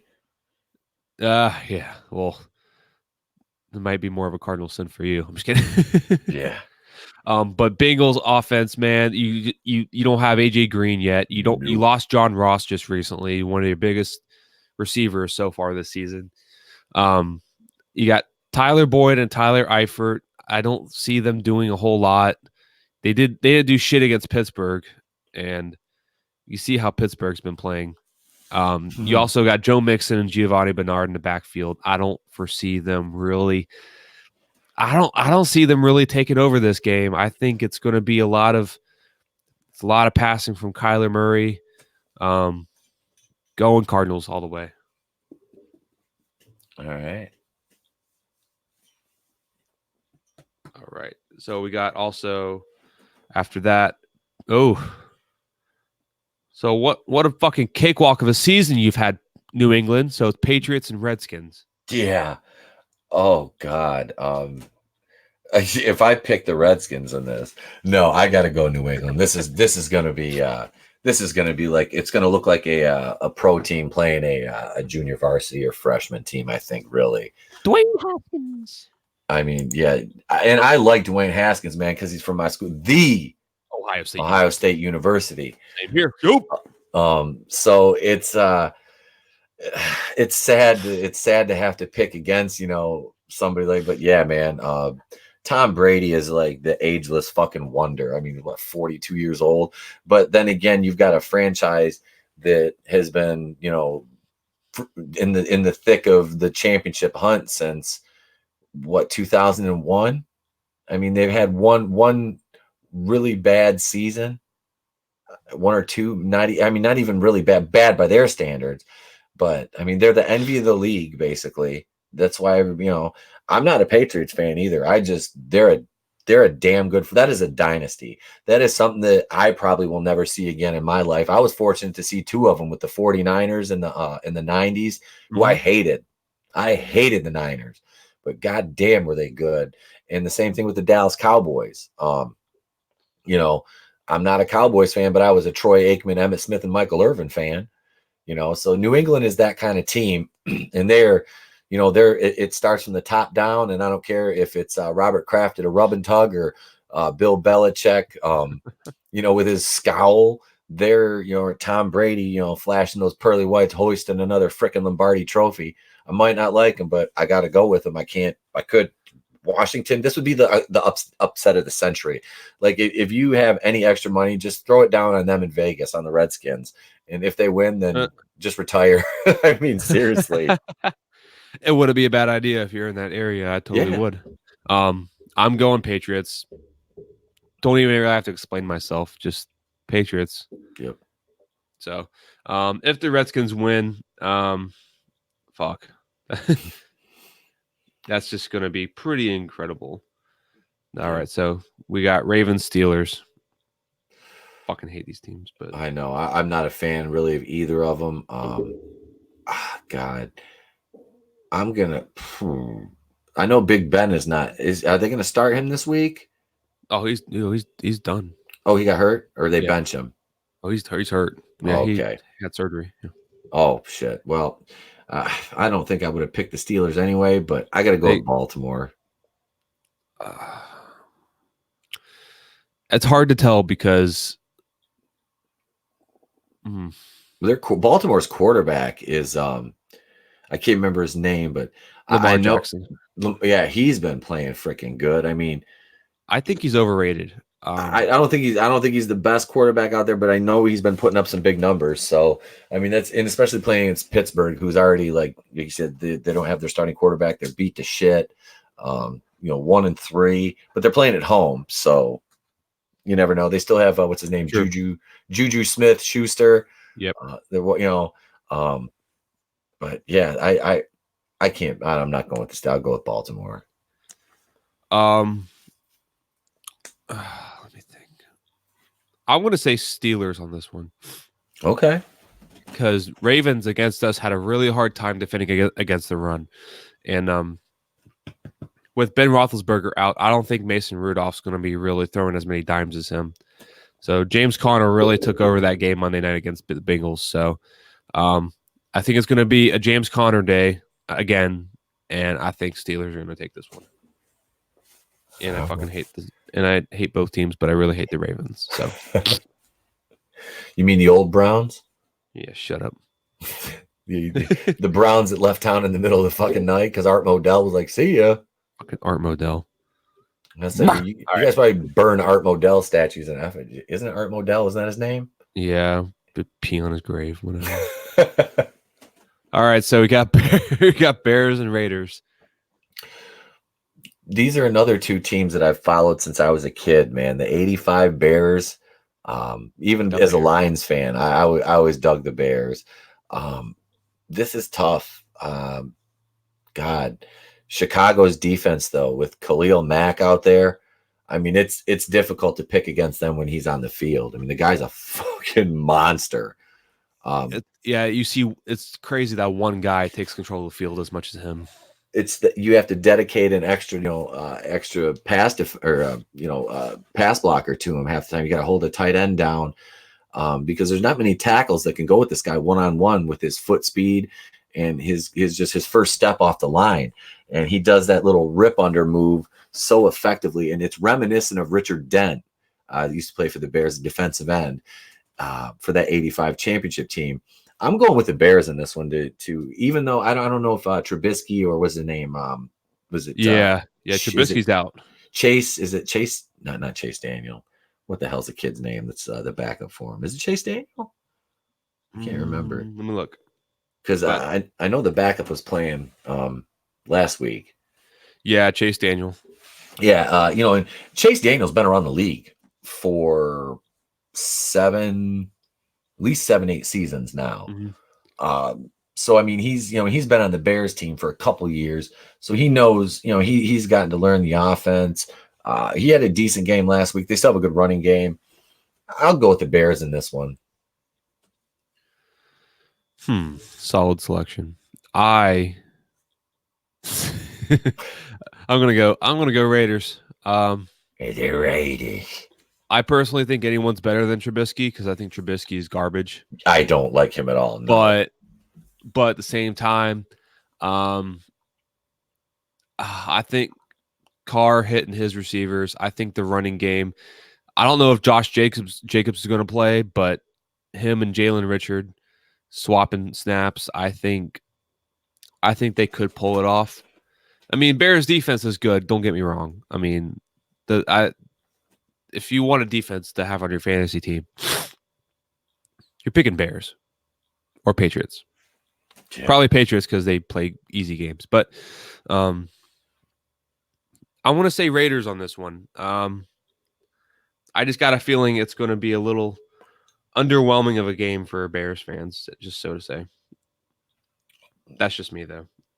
That's usually the way. But if you're a Bears fan, that's what you're probably used to, though.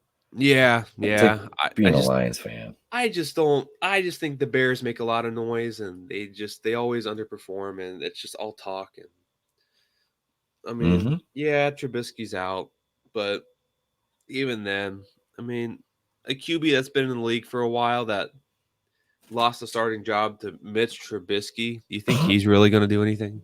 Yeah. You have Tariq Cohen and you have David Montgomery, both good running backs. Don't think they're still doing anything though. But that's basically my reasoning behind the Raiders. All right, so we got Broncos and Chargers. Shitty Broncos team, pretty damn good Chargers offense. I'm going Chargers on that one. Chargers. I mean, Yeah. Broncos. I mean, you got Cortland Sutton, you got Emmanuel Sanders, you got Philip Lindsay, and Royce Freeman, both splitting carries. I think Royce might take a bigger role in the running game, but Joe Flacco and the Broncos, they just haven't clicked.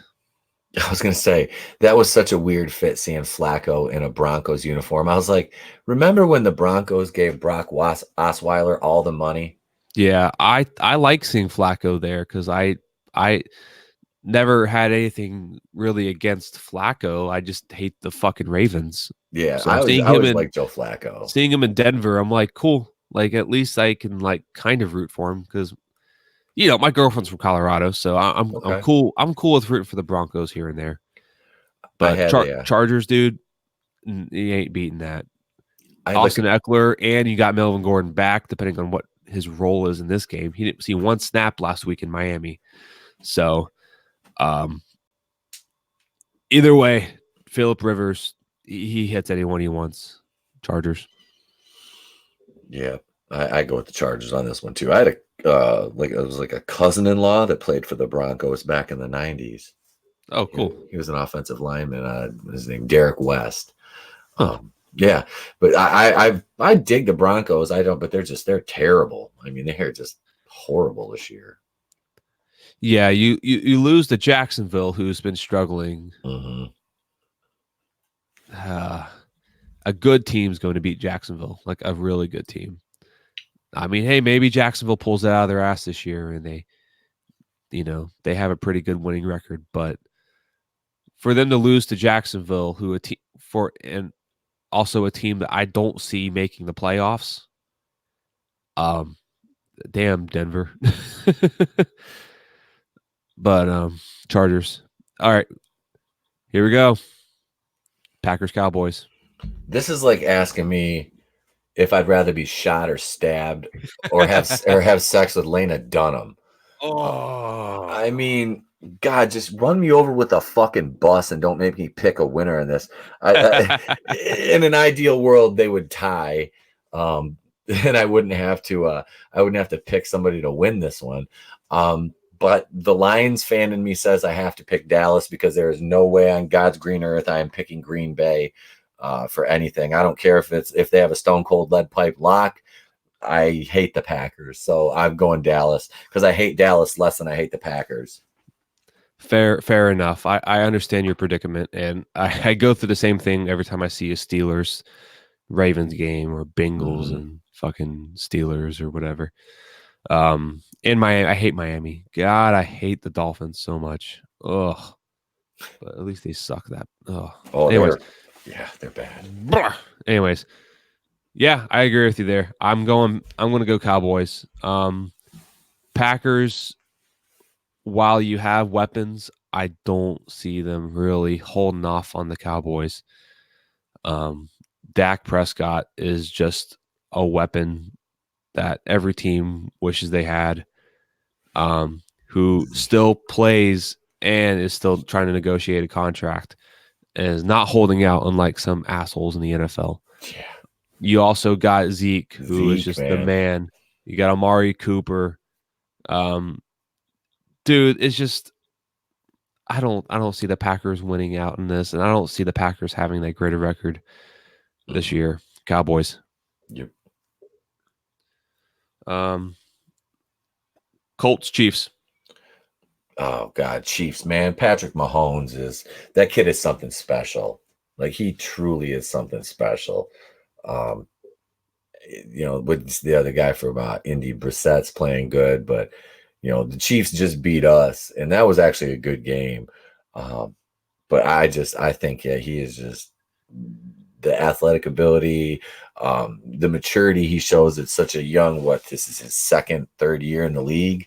Um, I mean, Third, but third, last yeah, year was his first year actually like starting. yeah, he's solid. I'm going Chiefs in this one.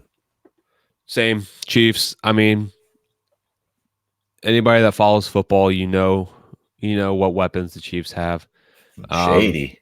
yeah, and T.Y. Hilton might also be out again. So depending on how he's recovering from his little injury, um, either way, Brissett's still throwing dimes. He's hitting multiple touchdown passes every game. He's doing his job. Um, what's his face? God, what's Marlon Mack. He's been really solid for the Colts this year so far, running back. Um, I'm still going Chiefs though. Do I have to explain? I mean, No, no. it's dude, it's Patrick Mahomes. It's Tyreek Hill. It's fucking Travis Kelsey. It's Darwin Robinson, or I think that's his name. Um, it's Damian Williams. It's LaShawn McCoy. Um, Mecole Hardman. It's the same guys, and they're gonna run you over. So it's kind of hard to argue with that. So those are our week 5 predictions for the NFL season. Let us know what you think. I think all of our matchups are pretty, for the most part, they're somewhat even. We're both taking the same teams in some games, but other ones we're kind of split on. So we'll see. It should be interesting. So if you watch football, feel free to watch that this weekend. It should be pretty fun. Last week was interesting. So I think this year, as it's weird, it's still very entertaining, and Mm-hmm. you can kind of see the shift in some divisions. But Yep.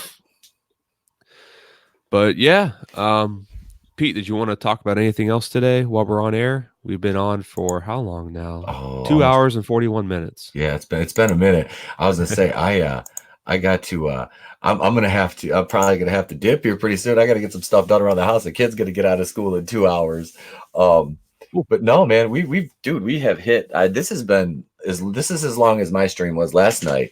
nice. We've hit the topics, brother, and I was happy to get some football, and I'll start actually paying attention to a little more of the new different teams. There's, like I said, there's certain teams that I follow, and there's certain teams I'm just like, I don't really follow. And That's all right, man. I mean, I don't get a chance. I used to, like, if you would have known me about 10 years ago, which I know you'd have been 14, I would have been 24, so that would have been kind of weird. But no, like I really, like, there was a point in time where, like, I just lived and breathed the NFL, the NBA, and Major League Baseball and hockey, and it was I kind of, I started to, like, let my other, like my nerd side just come back out, and I'd be like, I can, it's fine for me to, like, show this side of myself now. I don't have to, whatever. But no, it was I kind of stopped following a lot of this, like the NBA lockout, got me. And I watch the Yankees and the Tigers from time to time. The Yankees are in the playoffs now, so I'm happy about that. But yeah, I've always followed the Lions, and I used to sit and watch ESPN all the time, which I don't anymore because ESPN started getting political, and I'm like, I'm just not going to watch it. I want to know sports. I don't want to get politics from sportscasters. So I've kind of, since they've backed off that because their ratings dipped, and they've kind of picked back up because they've gotten away from that, not completely, but adequately enough. Because I used to listen to Mike and Mike every morning. That was on my drive to work. I'd listen to Mike and Mike, and for years and years. But yeah, I do love football. That is the one sport that I will never stop following. But yeah, I'll start paying attention a little bit more, like I said, to some of the things around it. Like I lost track of, like, who's went where as far as, like, free agents and stuff like that goes. So, That's all but right, man. Hey, I just got a watch lot it. going on. Dude, just watch it and have fun doing it. And if Yep, you don't have fun doing it, then oh well. I mean, that's just absolutely. yeah. I mean, you gotta like what you watch, and if you're into football, awesome. If you don't follow it as much, that's completely fine. I mean, it doesn't matter to me. I think you did well. I think your picks are pretty good. I mean, I think I might be wrong on some of mine that you guessed opposite of, Yeah. but See, we'll see, man. yep. Like I said, I've been watching, I've been watching professional and college football since I was, a kid because my dad was a big football fan. So he actually in the 70s he actually had an open tryout. He was invited to try out for the New England Patriots, and he Oh did by shit. the strength coach. Yeah, which I'm glad he didn't do that because I wouldn't be here now if he would have taken that. Or made the team. But yeah, it was so yeah, there's just like, so my dad's he's always been a huge Patriots fan. He hates the Lions. Even though he's born and raised in Detroit, he hates the fucking Lions. So That's kind of ironic, but it is, man. But he's, like I said, he really doesn't he kind of quit watching football because of the whole Kaepernick thing and all that. He just said, I'm done. I don't need this shit anymore. And he just quit watching football for a yeah, a while. lot of people quit at Yep. that. I know a lot of people I talk to, and they're just like, "Yeah, I don't watch it anymore because of that." And I'm just like, "Yeah, well, the players stopped kneeling, and Yep. I Like I mean, said, I watched it regardless. I thought yep. it was stupid, but I still Yeah. watched it for personal reasons Yep, and for I like fantasy. yeah, I So love football. I wasn't gonna quit watching it completely. It's like, if it's like the thing, like, I'm not gonna complain and whine and want to use cancel culture because somebody did something that I didn't like. I can just not pay attention to that part of it, and that's like, yeah, I'm not gonna let a couple shitheads like ruin it for me. yep, I'll It's watch not the like they're changing the game. It's just no, they're no, just being retarded, and yep, there's other ways of going about what they want to do. And if you yep, um you don't want to watch it, then don't. But I mean, it's not like Star Wars where they actually fucking changed the yeah, thing.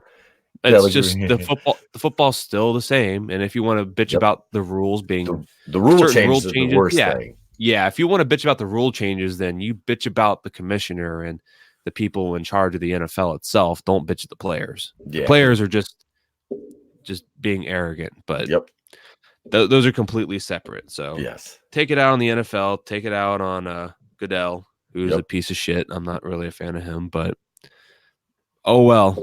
This isn't Hmm. really a big show, so it's not like that's going to get word around, but oh well. But all right, so that concludes episode 2 of Crossing Streams featuring Etep Wokuian, the place to be reviews. Thank you very much for tuning in, everybody that has. And if you will, please go like, subscribe, share, follow. Just don't call me because I'm not interested. Anyways, thank you very much, Pete, for joining in today. I appreciate it, man. Oh man, thanks for having me. My pleasure to be here. You can find me over at Etep Wokuian's a place to be reviews. We're on YouTube, Facebook, Twitter, Instagram, uh, everywhere you want to be, like Visa and MasterCard. We are there. Live episodes every Monday and Wednesday night. Tuesday mornings, we have the morning show About Last Night. I'm on the Fancast Friday nights.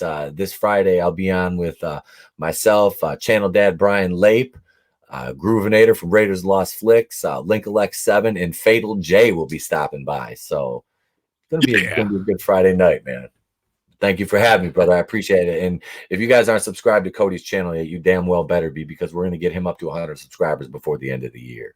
That's my goal. That's my goal, to help you get up to 100 subscribers. I know it's not like my channel carries much weight. I mean, I'm at 109, but I've only been doing this for 5, 6 months, 7 months now, maybe. Bro, you're Um, doing the Lord's work. I'm trying, man. That's the thing, is like just trying to just trying to grow the channel. And yep, Salvador is there, and I helped. He did, man. And I helped. He said, "Sorry, I had to go to Wendy's." Oh my God, that sounds so good. I've been up since 5 o'clock in the morning. I haven't eaten nothing yet. I've drank like 2 pots of Ooh, coffee, but have not eaten anything. And Jesus, you are a dad. Oh, God. yeah, dude. This is I like yesterday. It's like Now a dog dad. I'll forget to eat. Like, it's because I'm not working out right now, which that's another thing. I'm getting my lazy ass is going to start lifting next week again. Every morning is going to be like at least an hour to, I'm not a professional wrestler anymore. Like, 2 years ago, I was 245 pounds, and I'd never been that big in my life. And I'm like maybe like 215 now.